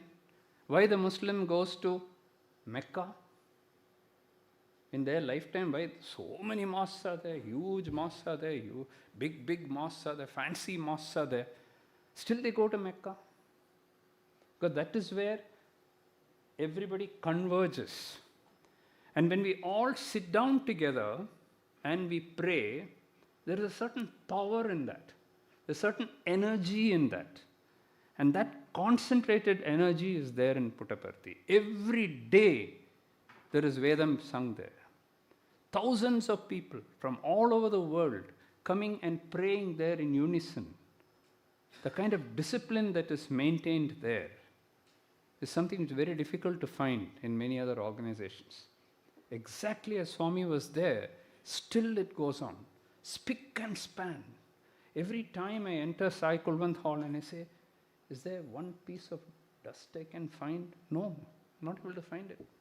Every day, the Sevadals are working so hard to keep it. Everybody is praying there. And that is, for us, Sai devotees, it is the holiest of holy places. No other organization, no other ashram you can create anywhere in the world, either today or for eons of time to come, can replace Prashanti Nilayam for us. Because we all belong to Sathya Sai Baba. And Baba's place is Prashanti Nilayam. Let us not have any doubts about that. And it's for personal transformation that we are going there, not for anything else. As a doctor, I do camps. Okay? I treat very rich people. I treat the poorest of the poor also in these camps. You know what gives me maximum satisfaction? It's when the eyes of a poor man light up with the love that you have given him, the medicine that you have given him. Somebody has cared for this person, and that light which shines in him, his eye, is the light of Swami. So in other words, you're treating Swami in that poor person. That is the reason why we do. Because once, I was talking to one of my walking friends. He was not, of course, a devotee or anything. So I was telling him we do these camps, and that is when Swami was there. We were doing this camp in Kodaikanal. So Swami blessed and he said, go and do education. That is very important. They don't know much about diabetes. You go and teach them. Giving medicine is fine, but you go and teach them. And don't just stick to Kodaikanal, get the villagers around.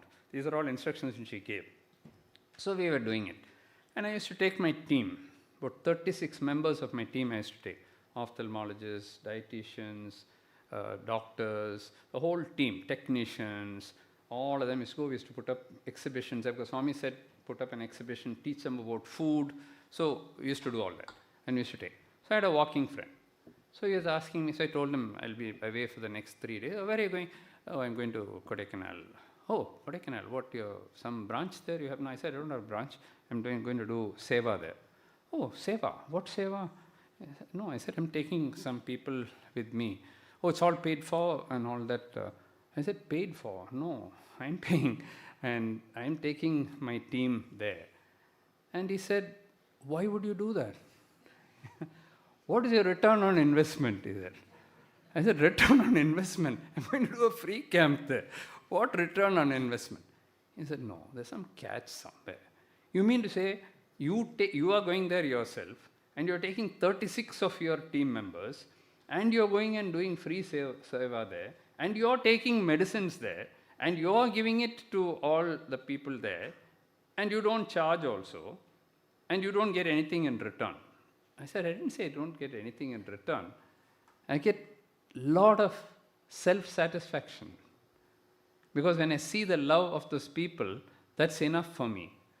He said, I still don't get it. There's some catch somewhere. I said, I think we'll drop this conversation now. I don't think you're going to understand what it is. So it's only when you go and serve that you will get that inner satisfaction. That is much more than a rich man coming and writing out a big check for you, and which doesn't hurt him anyway if he gives that big check to you. Of course, you need their help to do other things. To do the more free service, you need their help. But the real satisfaction you get is when you serve Swami.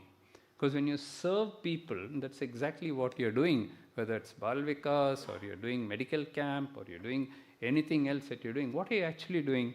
You're actually serving Swami by serving people. In other words, we have got a chance to transform ourselves. Swami always says, it is not they who are the beneficiary, we are the beneficiary. Because we have got an opportunity to go and serve. That is a philosophy of the Sathya Sai organization. We can be proud that we belong to the largest Seva organization in the whole world. Absolutely no doubt about it. One of the largest spiritual and Seva organizations in the whole world. Completely run voluntarily, with no semblance of any payment or money of any type. Everybody volunteering their services. This only somebody like Bhagavan Sathya Sai Baba can do that. You and I cannot do that. If we try to start an organization, it'll flop very badly.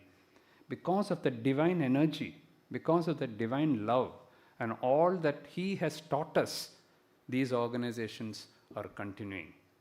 Then what is our role? Our role is to see that we hand over the baton to somebody else. We must bring in youngsters. More and more younger people come into the organization. This will continue.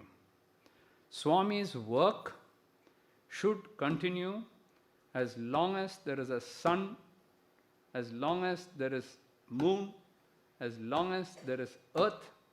Swami's organization should continue. Swami's seva should continue. All of us may be just small fry in this, doing very, very little, but collectively what we do becomes very great. So it's not our individual thing, but collectively what we do.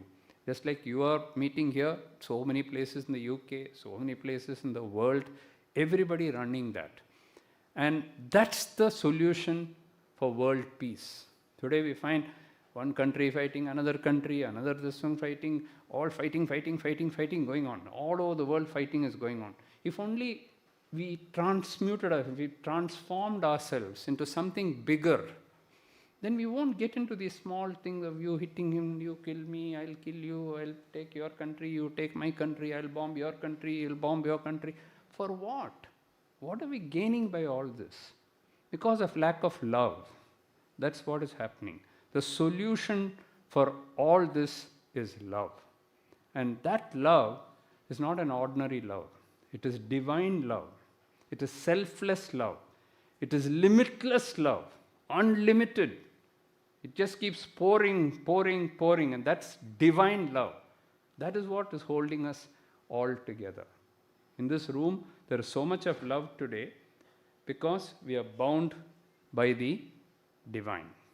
I'll leave time for questions. So what I'm going to do is, I'm going to, first of all, read one more assertion of Swami, and then I want you to repeat after me one prayer.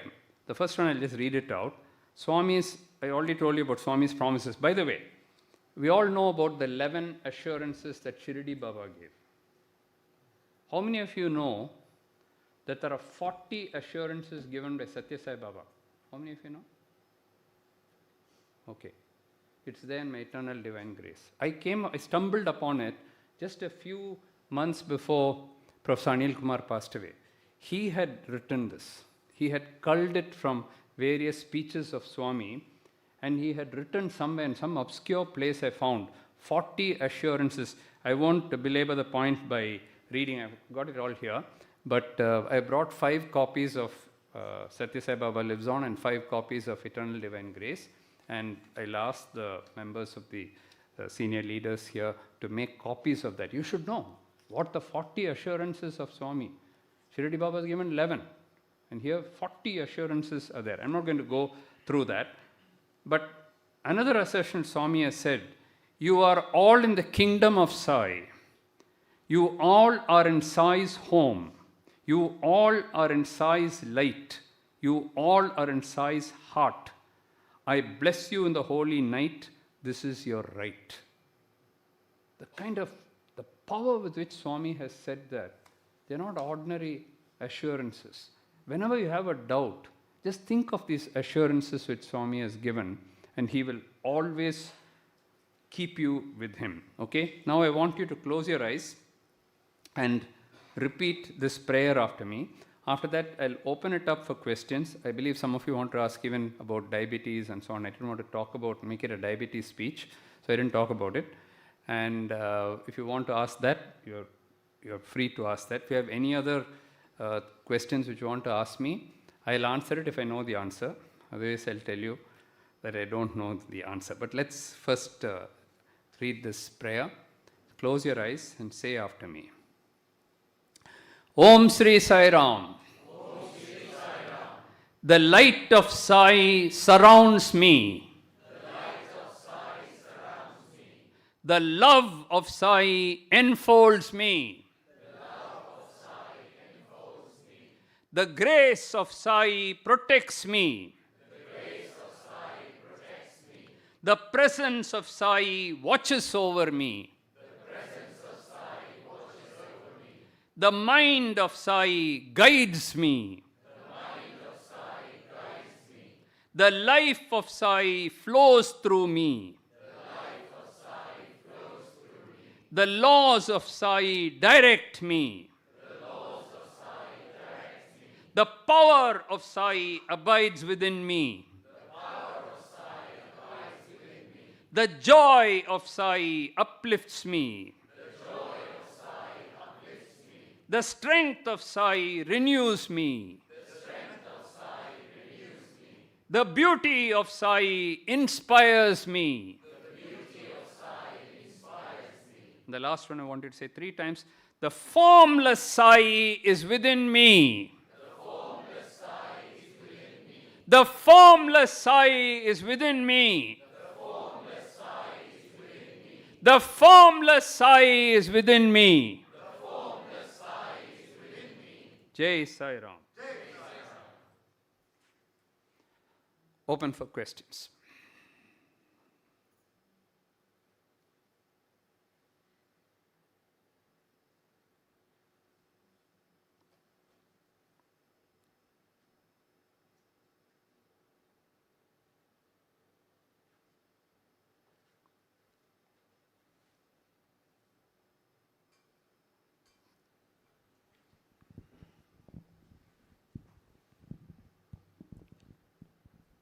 To my ever-loving Swami, to all of you came with probably empty heart, and Swami has filled us. I think we are overflowing right now. So it's a great privilege. Shakti put me on the last minute. I think recently, for the last 6 months, Swami is sitting there enjoying putting me on the last minute on the spot. Say something. And a message came from Shakti saying, you got to get up and go and say it. I think, Brother Chittubai, I think you, been blessed by Swami, at least Swami given you half an hour to gather all that. For me, literally a message came, you got to stand up and say this. It's a great privilege to say thank you from my heart. I think I felt like you said, Patti, we all have to go to Puttapati and get all that energy from Swami. But I felt like Swami bundled up all that energy and sent it through you to us today. I felt like we are in Patti right now, overflowed with Swami's love. And one of the bhajan we sang saying, Swami is our father and mother. And Swami, being the father, mother, said to his loving child, go and see my children, fill them with my love. And I think when Chittubai was going through all that list of your qualification, one thing kept going in my heart. The biggest qualification you have first place in Swami's heart with your surrender, with your faith, dedication, selfless love. I think that's the topics you were sharing with us.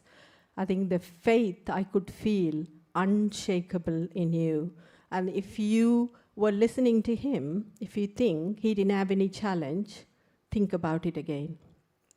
Many of us have a list when we given Swami's work. We have to balance this, we have this challenge and that challenge. do you think he would have achieved all that and not do any Swami's work? Everything he dedicated to Swami, and Swami's given everything to him. So faith, I'm taking today faith. I think 1% every day we need to pray and get our faith increase. For me, today, just now, this 1 hour, 365% is done. Honestly, it's done. So I'm just going to keep going with that faith, keeping Swami in my heart, keep going. So the 3 things he shared, I just wanted to summarize because we really need to keep it in our heart. Swami specially bundled up his love, his message through Dr. Mohan. It's not by accident someone comes and share this. Swami plans this, Swami sends. Why? Because he loves us. So much of love was coming through. I was observing Dr. Mohan. What I could observe is complete peace in his face, calmness, happiness, balance. I could just see that. How is that possible? You've seen the list of what he achieved. How is it possible? Even a little things we do, we get stressed about it. How is this possible? Unshakable faith in Swami and fully dedicated his life to Swami, and Swami took over him. And he said one of the poorest patient he was treating, where he see the smile through the eyes. How is that possible? All that coming back to him as a blessing and keeping him happy, peaceful. We've been searching for that. Every single patient's illness he was talking about, amputation, the pain, I was feeling each of us have that illness inside us.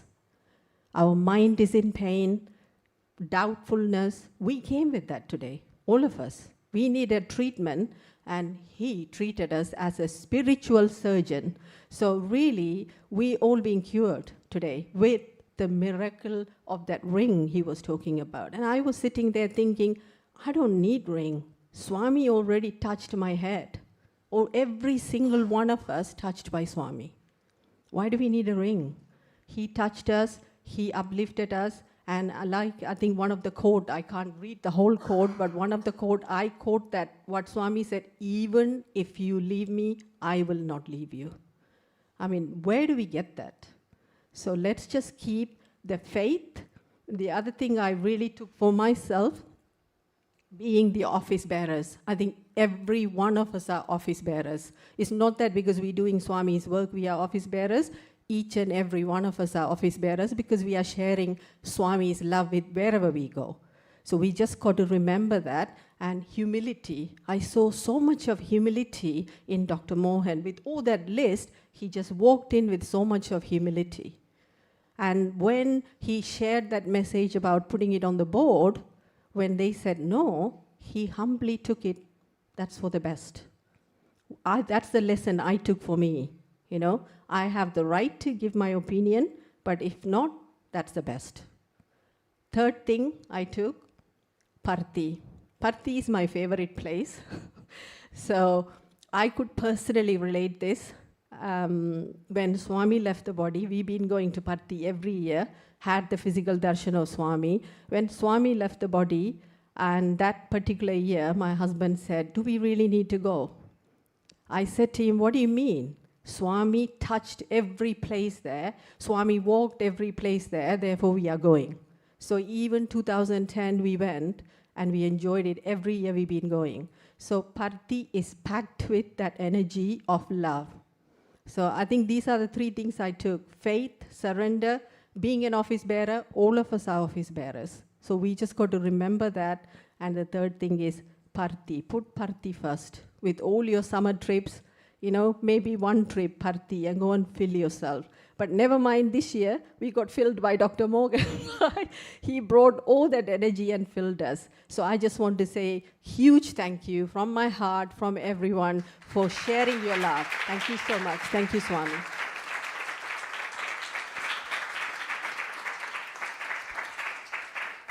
Do we have time for some questions? Or So that privilege also being given to me, given to me by Shakti. So I'm going to ask the first question, and then I'll pass it down.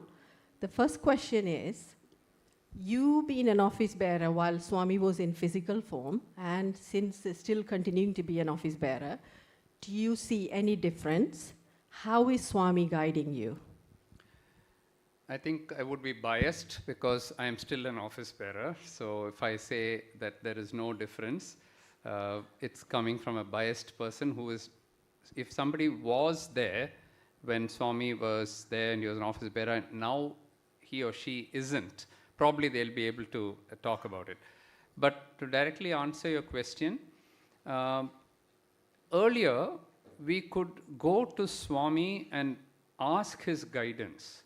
See, suppose we have something, any XYZ issue or a problem or a question or something, we can go to Swami and he'll say yes or no. Now we can't do that. Of course, you can put chits and you can do that, but then within the organization, for everything we don't put chits and do that. We'll try to do as best as we can as trustees, and 9 of us discuss that and then say yes or no. Sometimes, even if the senior most person says something, if the rest of us feel that it is not to be done, we would still say it. So again, in that particular situation, we put Swami first. So as long as we don't do it for our personal gain, will I benefit out of that? If that equation comes, then you're finished, because then you're doing it for a completely different selfish purpose. But if you strongly feel that for the organization, for humanity, something needs to be done, then you can say it. And there are instances where the first time they may not agree, the second time you bring it up again, and you'll find more people now bought into that. And then finally it happens. So everything happens according to Swami's time. So to answer your question, yes and no. Yes, there are some changes, and I find that in some organizations, unfortunately, there is infighting. And that would not have happened when Swami was there. People have been so scared that Swami will pull them up that they won't do that. I know there are certain organizations, certain states, where the trust convener and the head of the organization don't even talk to each other. You know, because the trust guy says, I'm the trustee, I'm the chief of the trust. And the other guy says, no, but I'm doing all the work. So these kind of issues come. But there are states, Tamil Nadu, we have never had that. Never had that. Either when the past, when I was a convener, or now I'm not the convener, we all sit together. If there is a difference of opinion, we all sit down together in the trust thing, we discuss it out, and we try it. So there are states where it does happen, states where it doesn't happen. That would not have happened in Swami's time, because there's no question. Everything is Swami. So as at the human level, there are minor changes, but I think to the credit of, let us say, organization, now when I tell people that, people sometimes ask me, where are you going? And I'll say, I'm going to Puttaparthi. Puttaparthi? Why are you going to Puttaparthi? I said, no, I'm a Central Trust member. Oh, those hospitals are still going. I thought they all closed. You know, not only they're going, we have expanded them so much. We've added new departments. We've added new equipment. We've completely modernized the whole hospital. We made it completely paperless. We have brought in computers. We have brought in robotic surgery. We have brought in all kinds of things, which in the last few years, all after the Mahasamadhi. So work is still going on. There is no question about that. It is expanding. It could be much better. If we had more resources, we could do much more. So things are still going on as they should, but there's always scope for improvement. Not saying that we are doing our best. There's always scope for improvement. There's always scope for, that is why we always say that excellence is a mirage. You know, the mirage, you'll see like water on the road, and by the time you go there, it's gone somewhere else. It was never there in the first place. So excellence is like that. By the time you achieve there, it's moved higher. So you're always chasing excellence. But if you keep searching for excellence, your work gets better and better. That's what we try to do in Swami's organization, because Swami never wanted mediocrity. He always wanted the best in whatever you do. You do your best. You may be only capable of that much as a human being, but your best you should do. And I think that's a message for all of us. We continue to do our best and then leave the rest to Swami and say, you guide us. He will definitely guide you. Thank Yes. you. Can I please ask a question on behalf of so many people here Yeah. that have asked me to ask you what you're good at, what you are a genius at, diabetes. For those of us here who don't have diabetes yet, how do we prevent it? For those of us here who have diabetes type 2, what do we do? And for those of our youngsters here who want muscles as a vegetarian, what do they need to do to uptake their protein? Okay. So let me start with those who don't have diabetes. Now, unfortunately, we as Indians and as South Asians in general, that includes Pakistanis, Sri Lankans, Bangladeshis, and so on, we have an increased susceptibility to diabetes. So in the West, if you went to the US, if you found somebody having type 2 diabetes, they'd be quite huge, obese. Only then they get diabetes. But if you look at a typical clinic in India where we treat our patients, majority of them are not obese. So they are thin. They look thin, and yet they have diabetes. That's because of a genetic susceptibility. Secondly, our food is highly carb-based. So we eat carbs for breakfast, carbs for lunch, carbs for dinner, and in between also carbs. So you're always eating carbs, carbs, carbs. We're not getting enough protein. Carbohydrate is something which directly gets converted into glucose. Protein and fat has to take one more step before it gets converted into glucose. Carbohydrate is nothing but glucose in a complex form which gets broken down. So when you take so much of carbs, 70% of our diet is carbohydrate. So when you take 70% of carbohydrate, you're putting a big load on your pancreas. You're trying to put out more and more insulin. We are already ethnically and genetically, we are born with a slightly weaker pancreas, if you can put it in layman's terms. So when you keep on overloading it, it's like if you have a well which is already quarter only, water has gone down to quarter of the well, and now you put a big bore well there to take out all the water, very quickly it's going to go dry. The well is going to go dry. Similarly, when you already ethnically, genetically itself, you have smaller pancreas, less beta cells, you must try to conserve that. And one of the ways to conserve it is to take less of carbs. So I've talked about this several times in my videos. If you think of a plate, thali, half of that plate should be vegetables.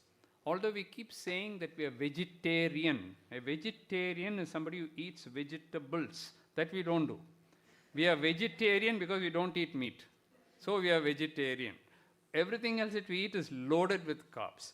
So half your plate, if you're able to take green, leafy vegetables, not starchy vegetables because they are also starch. If you take potatoes, they are full of starch just like rice.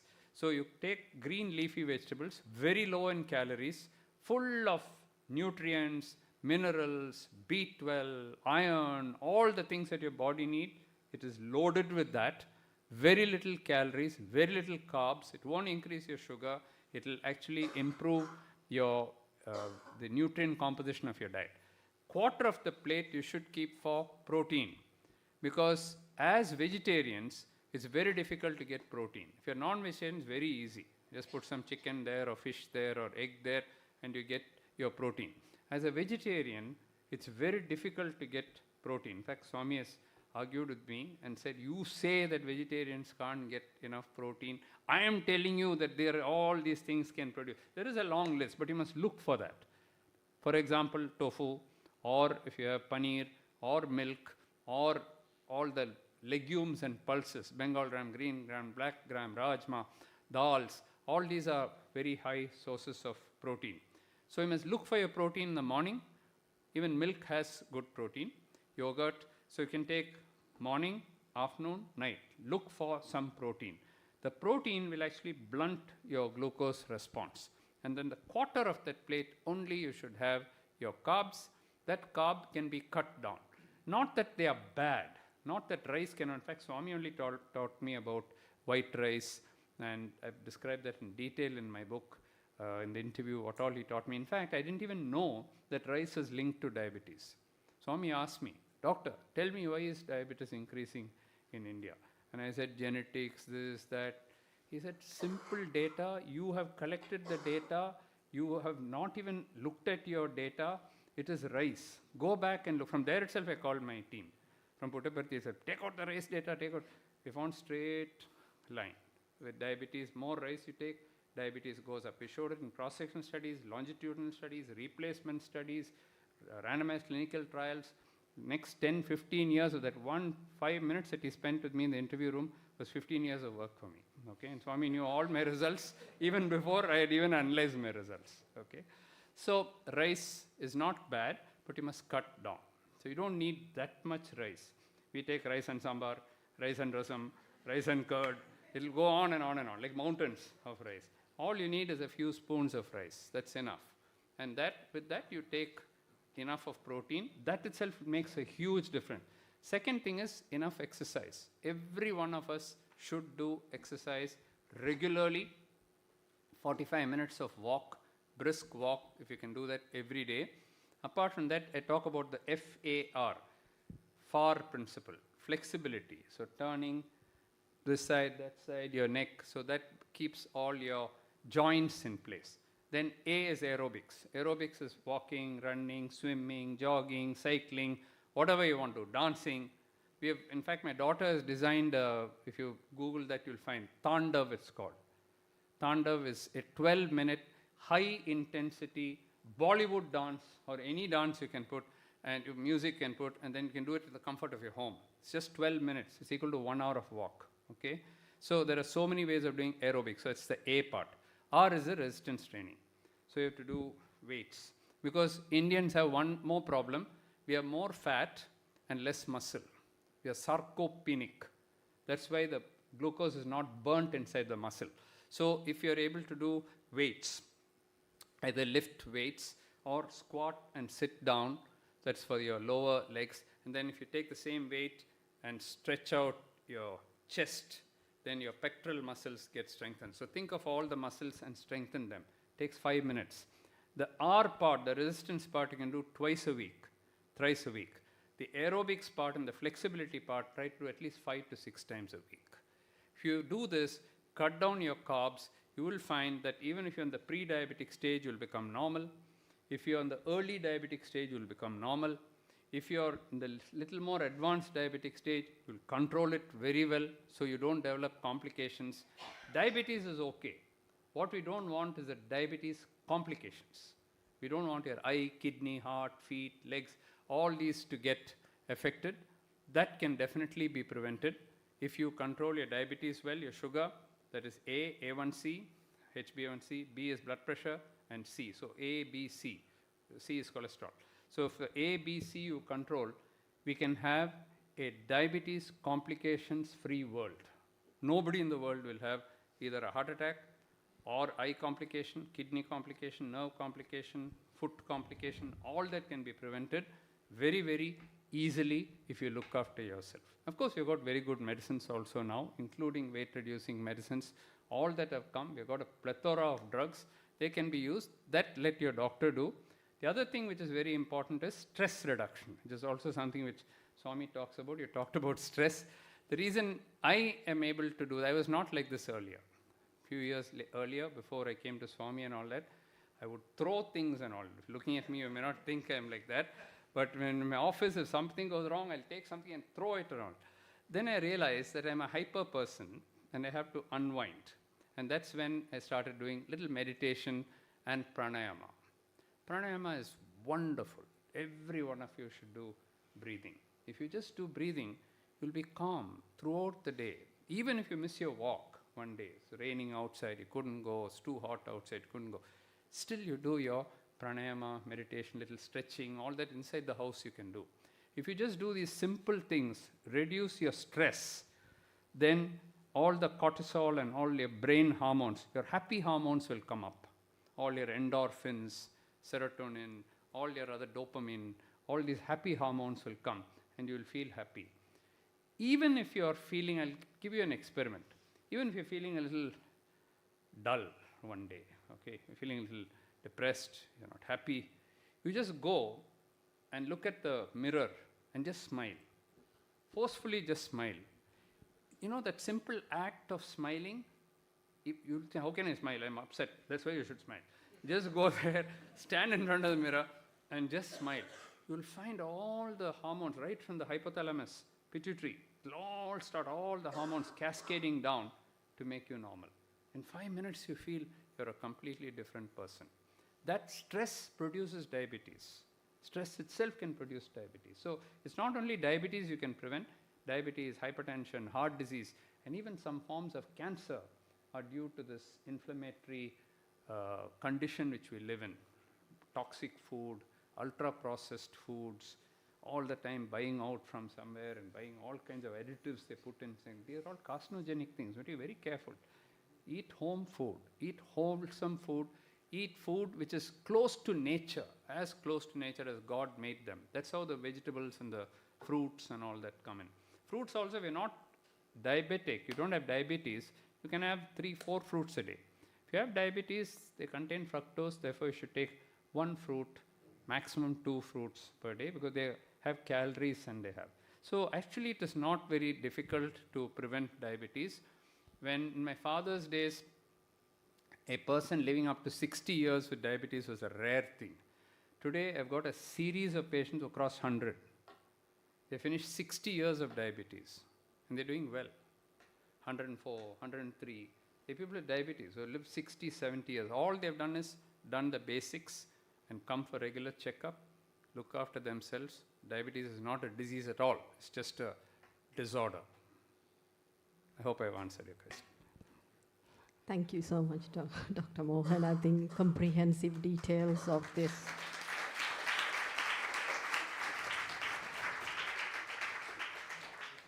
I think we have more questions related to inner illness, so let's just talk about that. I think Sai Warren has some questions. Siren. Yeah. These are 2 questions from the youth. So the first one is, how do you find balance between your secular life and ensuring you do your duty, be it at work, family, and also your spiritual path? How can you reconcile your duty as a householder versus being an active worker or office bearer in the organization? It's not easy, because when you take on multiple roles, you're increasing, you have only 24 hours in a day, of which few hours you have to keep for sleep. And by the way, so I missed sleep out in that thing about relaxing and so on. Nowadays, the tendency is for people to sleep at 12, 1, 2, watch Netflix, watch social media, watch all this. The best time to sleep is between 10 to 12, 10, 10:30, 11. This is all based on studies. We have all actually done studies to show this. And then you need between 6 to 8 hours of sleep. So 7 is a kind of median. Some people can, not all human beings are the same, so some can escape with 6, some need 8. More than 8, nobody should need. And less than 6, nobody can survive on. If you think that you're surviving on 4 hours of sleep and so on, you must be some super yogi to do that. Ordinary people can't do that. You're just cheating yourself. Sleep deprivation will start, and it will lead to depression, anxiety, all kinds of things it will lead to. So you keep your time. If time management is the most important. If you keep time for everything, don't postpone things. See, if you send me a mail, normally I try to reply immediately. Because the problem is, if you don't reply, then today's mail, tomorrow's mail, day after tomorrow's mail, all will get added up. You won't do anything. You will not do it at all. So finish off whatever has to be. Don't procrastinate. Do it then and there, and then you're rid of one particular job extra to do, because you finished whatever. There's no backlog. All over. So that's one thing you can do. Second thing is, you allot your time, your priorities. You list your priorities. We all want to do a million things, but we can't. We can only do 10 things. So what are those 10 things which matter to you? Where do you keep Swami's work in that? Do you keep it as the 10th one? Or do you keep it as the first one? Or where do you keep it? That you decide. And then you put down your priorities and say, I will give time for this, time for this, time for that, time for this. If you decide that, it's fine. This time in this trip, I had only 4 days in London. Okay? And very badly, today, right now, my family, my daughter, my son-in-law and grandson, they've gone to meet a family friend. He's a doctor, my daughter's classmate, very close friends. They're his parents I treat, so they're very, very close to me. But he said he is free only on Saturday. And he was very, very keen to get me to his home. I said, I'm sorry, this is Sai work. I cannot come. I said, the rest of them will come, but I cannot come because this is very important for me. So I have to go to the Sai Center. So I prioritize this over that. Because for me, this is very important. It's very important for me to meet a good opportunity to meet my Sai brothers and sisters of London, which I was not prepared to give up. And I said, okay, we'll split. You go there, I come here. Finished. I could have brought them also here, but then he didn't have any other day. He had only this Sunday. So we split it like that. So like this in life, you have to make choices. You do what you think is correct and always look after your health.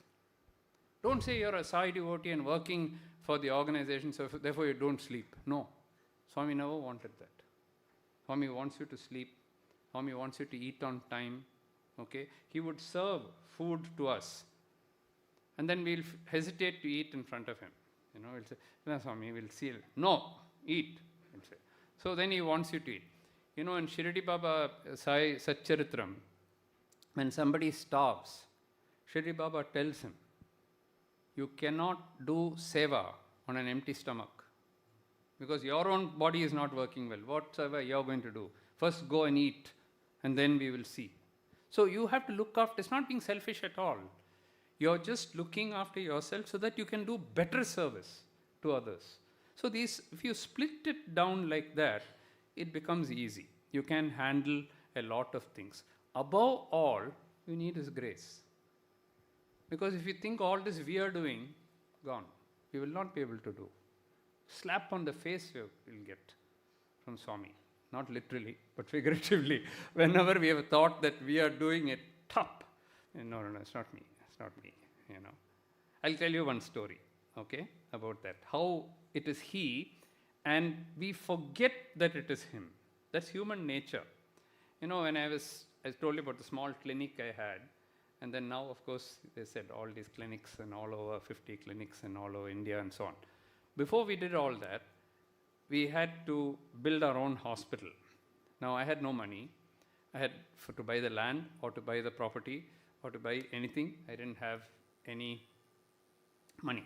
So I went to Swami and asked him, Swami, I can stay like this in my rented place, small place, or I must take the other path, which is huge. I have to buy the land, for which I have no money. Then I have to put up the building, for which I have no money. And then that's a huge thing. You tell me what to do. He said, you're going to start many branches, not only this one, many more will come. You take that path.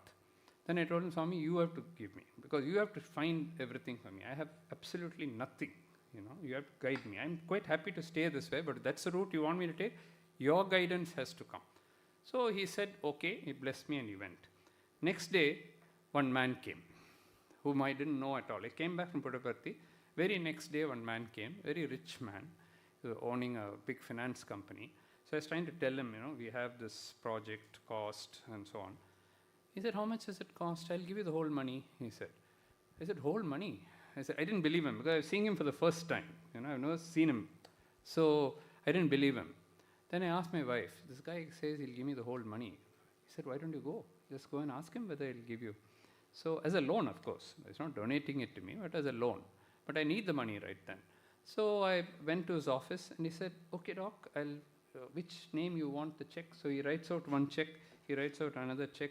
And two checks, he just hands it over to me. So I'm waiting for the papers to come, to fill up. He said, anything else, doctor? I said, no, I'm waiting for all the paperwork. What paperwork? Nothing. Take it and go. He said, that's it. Checks, 2 checks, finished, over. All over, go. He said. Then I was wondering whether these checks will bounce, whether it's really check or, he's playing the fool with me as an April Fool joke or something. Then I called my wife and said, he's given me the 2 checks. She said, go straight to the bank, put it there, see whether money will come. So I go there, money is cleared, everything is cleared. God, got the money, Then this news spread. So my wife's sister, she was sister-in-law. So she wanted some small money to buy a flat. This is in 1990 something, some small. I'm telling her, this is all nothing. Because he told me, is that enough? I can give you more. I said, no, this is enough for me and all that. Next day, my wife's sister says, can you get me, I heard, you're able to get money like that. I'll do it on the phone. I'll do it on the phone, I said. So then I called that same man. I said, you gave me the money yesterday. I just need another small help. This for what? He said. I said, no, my sister-in-law wants a flat. Sorry, doctor, I can't give you. Sorry, doctor, can't you? I said, but yesterday you said you can give me more money, and I only said I don't want. That is for a different purpose. This is for a different purpose. Sorry, he said, put down the phone. Slap on the face. Then I realized, God, it was not me. It was Swami. I have gone to Puttaparthi. He has performed a miracle, and that is how this has happened. In 1 minute, I think it's me. It's me. Oh, I'm the great man. I can go just to an office and I can get everything done. He brings you back to the ground. No, it's not you. It's me. I got you the thing. You had nothing to do with it. I had performed the whole drama for you and I had got it to you. That is where we, even as human beings, couple of slaps from him like this, then it brings us back. Oh, it's not us.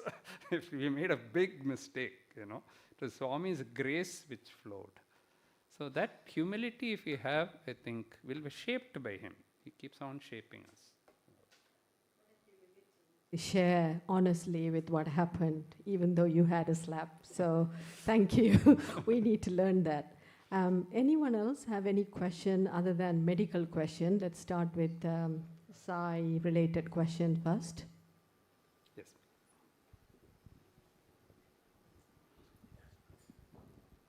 Sairam, doctor. Sairam. So I have this self-doubt. Am I really a devotee? Because sometimes I'm following Baba, sometimes I forget. I'm not that privileged, like in my house, not everyone is following. It's not like they don't follow, but we don't have like a proper disciplined, altar and go and pray. Two of the family members follow and two of them are not. And it's not like I'm very far from Baba. Like 2007, I had some issues, so I wrote a letter and placed it behind his picture, and I could see Vibhuti manifested next day. And recently, I went to a retreat here in UK, in Lake District. So after 3 days, after 2 days of program, in the picture, we could see a lot of Vibhuti. So why is it that I'm not able to, I know that Baba is there, but if I had believed that it's Baba, it's God, wouldn't I be, in a much better way in my life? Like I would be carrying myself with Baba's message all the time, but that's not happening. So is it something that I should develop, or did you feel any such self-doubt come to you? How do you carry Swami all the time with you? Yeah. I just need help. Thank you. I think it's constant prayer, because the more you connect to him, so we are taught in this small book which I carry with me, I have all my prayers in this. So even if I'm on a plane, I don't forget. So I've got my morning prayer, I've got my mid prayer, I've got an evening prayer, and I've got a night prayer. They're short ones, but I make sure that 365 days I keep connecting to him. Because that's very important, to keep the connection. Oh, today I'm busy, so I'll skip. No. That's one of the, something where there's no argument at all, non-negotiable thing. If you do that, then you will find Swami is with you all the time. He will show you, guide you, what you want. The question of, am I a devotee? Am I a devotee?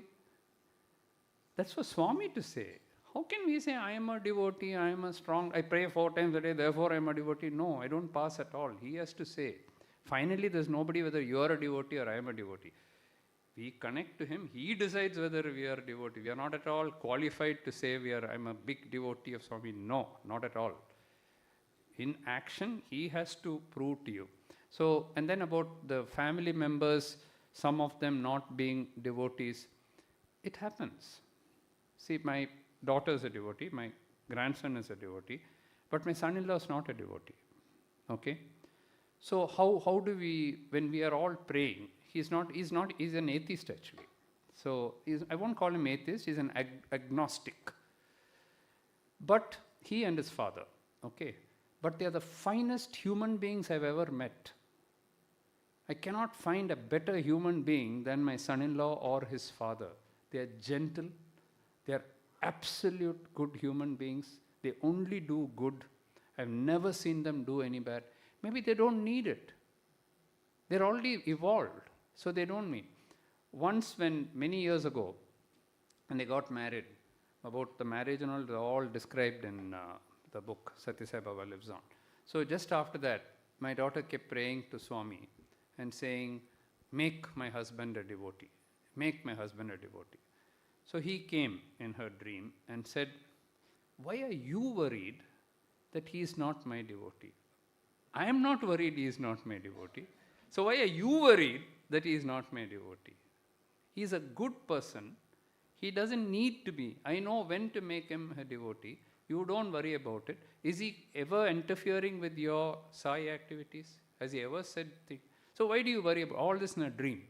So from that day she stopped. He has never asked her why you are going to a Sai center. But if I ask him to come, he will not come. Okay? But he's such a fantastic human being. So just because somebody is not a Sai devotee or is a Sai devotee, we cannot, distinguish people. Oh, he's a good person because a Sai devotee is a bad person. The best person need not be a Sai devotee. And a very good Sai devotee need not be a good person also. So just because you're coming to a Sai center doesn't make us all, superhuman beings or something like that. You do your duty. You focus on what it is. This is like, see, people say, because you're weak only, you need a God and you need this, and strong people don't need all that. My approach is different. If this room is shaking now, and I've got something to hold on to, I will hold on to it. Not because I'm a weak person, because I've got something to hold on to. That something is for me. When you have ups and downs in a life, you've got something to hold on to. If you don't have that, you sink, because you've got nothing to hold on to. So that is where Swami's protection comes. For that you need faith. For faith you need to love him. Because unless you love him, faith won't come. Okay? So I think if you constantly keep connecting to Swami, that's enough. Nothing else. Don't worry, am I a devotee? You may not be a devotee. It doesn't matter. You're connecting to Swami. He has to call you a devotee. It's not somebody here sitting here saying, no, she's a good devotee, she comes every time. She is not a good devotee, she comes only once in 3 meetings she comes, so she's not a good. That's not how it is measured. It's your personal contact with Swami. That you keep doing, you will be a happier person, you will get balance. Life is always not a bed of roses. It is ups and downs. When those downs come, he lifts you.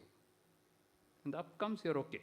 Then when the down comes, he will lift you. Every time he will lift you. That is a strength that we have when we have somebody like Swami to hold on to. That is the reason why we are all Sai devotees. Okay? And miracles for me, Vibhuti for me. You know what the Russian devotees asked me last week when I was talking to them? Dr. Mohan, in India, a lot of miracles seem to be happening. We hear about Vibhuti formation here and we hear Vibhuti formation there. We keep reading. In Russia, we have not seen that much. Does it mean that Swami doesn't like Russians and he likes only Indians? I said, it is not whether Vibhuti forms or something. Just because Vibhuti forms in your house, you're not super blessed compared to another person who's Vibhuti. Vibhuti rarely forms in my house. Okay, very rarely it forms. Even if it forms, it's in small bits only it will come, not like the amount of Vibhuti, that thing. So is it the amount of Vibhuti? It is which type of Vibhuti, where it forms, how much it forms? Nothing. Vibhuti formation is just one manifestation. You think that's the biggest thing about Swami? Vibhuti formation? It is nothing. It is his love that is much bigger than the Vibhuti formation. It's good. I'm not saying it should not happen. I was talking in one of the study circles. There was an IAS officer.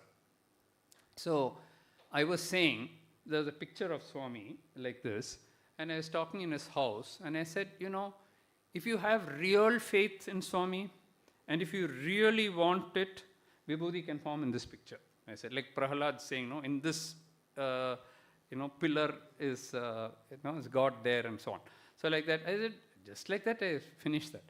When I came out, all the senior, I was a very junior person in the organization at that time. Some senior devotees came and said, you shouldn't talk like this. In a public place, you are talking that Vibhuti will form. I said, I didn't say it will form. I said, it can form if your faith is deep enough and you pray to Swami, it will happen. You shouldn't talk all this. This is all blasphemy. You shouldn't talk in a Sai organization, you shouldn't talk. I felt very bad. Then that day I traveled to Coimbatore. Next day, the IAS officer, who's now the Chief Secretary of Tamil Nadu, he's the Chief Secretary next to the Chief Minister, he called me and he said, Mohan, Vibhuti formed on that same picture. That night, after you went, Vibhuti formed on the same picture that you pointed out to, and it happened. I've taken a picture and I've sent it to you. I said, can I include it in my book? So I included it in the book. So the senior devotees there actually made me feel very bad that I didn't say anything like that. I didn't say that. In fact, the next sentence I said was, just because Vibhuti does not form, it doesn't mean Swami doesn't bless you or something like that. Vibhuti is a manifestation. Sometimes Vibhuti can be a sign of danger. Can be a sign of danger. I was talking in Mauritius to a Sai organization. There are more than 90, the whole of UK, there are 90 Sai centers. In Mauritius, which is so small, there are 90 Sai centers. So that's a number of Sai devotees in Mauritius, okay? So I was talking to them and I was talking about this ring and I told about this Muslim person's thing. So I was talking and I just finished my talk. I was standing a little higher on a platform and then I was coming down. Many people came, can we see that ring? Can we see that ring? So I just took the ring. Vibhuti had formed completely on that ring as I was talking. When I started it and I was talking it, there's no Vibhuti. By the time I finished, this ring got covered with Vibhuti and I couldn't see Swami's picture. Then they all came and took little Vibhuti. I said, oh, great. And then they said, oh, Swami has blessed you. I said, I've talked in so many places. It's happened here. So the blessing is for you, not for me. I didn't realize that there's something much more sinister there. The next day, actually, we had gone as our batch, MBBS batch, we had gone to Mauritius on holiday. Again, one day I took off to go to the Sai temple, Sai Mandir, while others had gone elsewhere. Next day, we went paragliding. And when doing paragliding, suddenly the wind became so strong that we couldn't land. And it went swaying like this, and the boat below is supposed to bring you down onto that platform, the wooden platform, and you're supposed to land. He tried his best, and he could not, and I went straight into the Indian Ocean. Okay? I don't know swimming. And straight into the sea I've gone. And I'm struggling there for my life, Luckily for me, they managed to somehow pull something and throw a rope and something, and then they saved me. It was for that the Vibhuti had. Swami is telling me, tomorrow something is going to happen. Very next day, something is going to happen. So I'm showing you this. Be careful. That's what he is telling me. So Vibhuti formation is not always a blessing. Of course it is a blessing. He saved my life. But it could be something sinister going to happen. So we used to tell, sitting in the darshan line and Puttaparthi, you'll find somebody getting Vibhuti. Then everybody becomes jealous. He got Vibhuti. I didn't get Vibhuti. That guy might be having a problem. Thank God he didn't give you Vibhuti. You don't need it. He has saved you from something else. That guy has probably a problem and he has given. So never judge. Never ask and compare. So what I told the Russian devotees, it doesn't mean anything. We have maybe somebody who's, and not all Vibhuti which formed is true. Some of it may be fake also. You don't even know. I said, you pray to Swami and be happy. He'll bless one person with a Vibhuti, one person with a dream, one person with something else. In different ways, Swami has communicating. But as long as you pray to him, he will never let you down. So time is up, I think, no? Yeah. Okay. I think time is up. I'm just going to call Region 1 President, Brother Gemini, to come and share our token of love to Dr. Mohan. After that, we'll have Arati.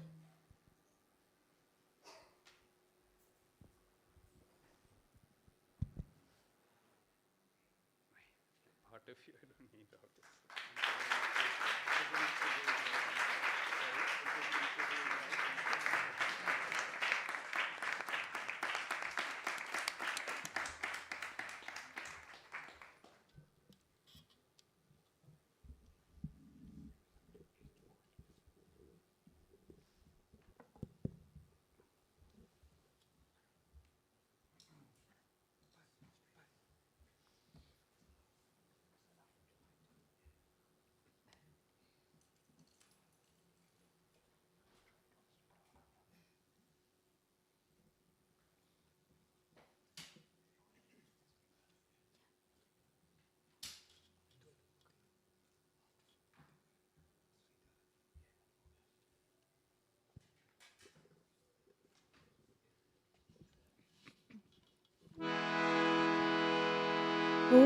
जय जगदीश हरे स्वामी सत्य साई हरे भक्त जना संरक्षक भक्त जना संरक्षक पति महेश्वर ओम जय जगदीश हरे शशिवदना श्रीकर सर्व प्राणपते स्वामी सर्व प्राणपते आश्रित कल्पलतीका आश्रित कल्पलतीका आपद्बान्धव ओम जय जगदीश हरे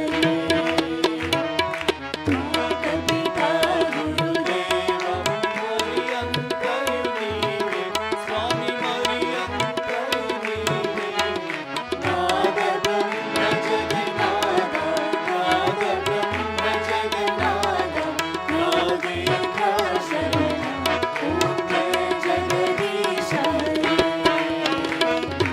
ओंकार रूप ओजस्वी साई महादेवा सत्य साई महादेवा मंगलारति अंगुको मंगलारति अंगुको मंगल गिरिधारी ओम जय जगदीश हरे नारायण नारायण ओम सत्य नारायण नारायण नारायण नारायण नारायण ओम सत्य नारायण नारायण ओम सत्य नारायण नारायण ओम जय सद्गुरुदेवा नारायण नारायण ओम सत्य नारायण नारायण नारायण नारायण नारायण ओम सत्य नारायण नारायण ओम सत्य नारायण नारायण ओम जय सद्गुरुदेवा नारायण नारायण ओम सत्य नारायण नारायण नारायण नारायण नारायण ओम सत्य नारायण नारायण ओम सत्य नारायण नारायण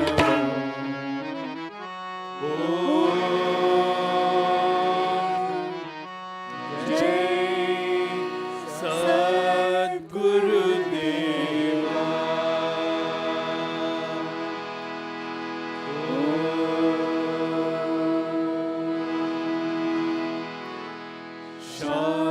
शांति शांति शांति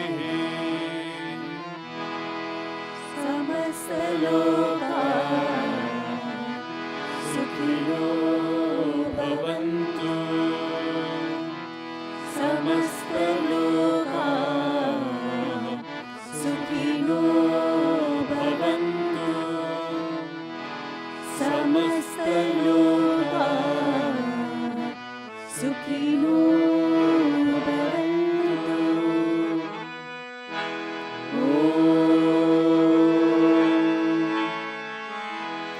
शांति शांति शांति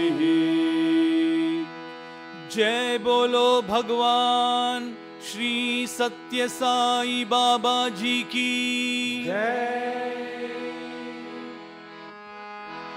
परमं पवित्रं बाबा विभूतिं परमं विचित्रं वीरादिभूतिं परमं मोक्षप्रदानं बाबा इदमाश्रयामि बाबा Pouring forth in secrecy this ray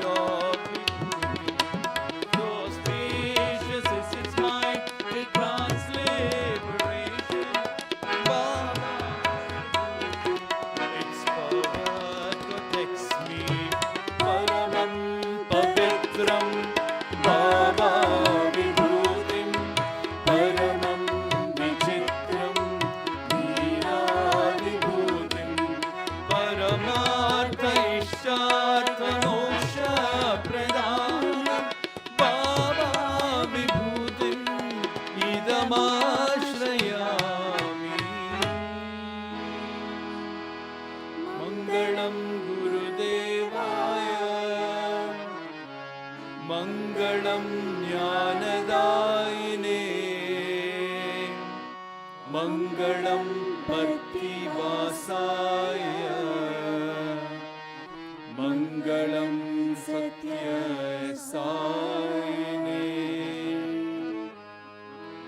ॐ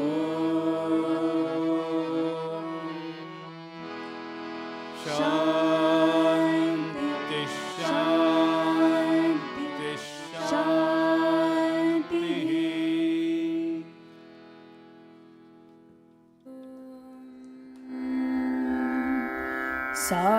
साईश्वराय विद्महे सत्यदेवाय धीमहि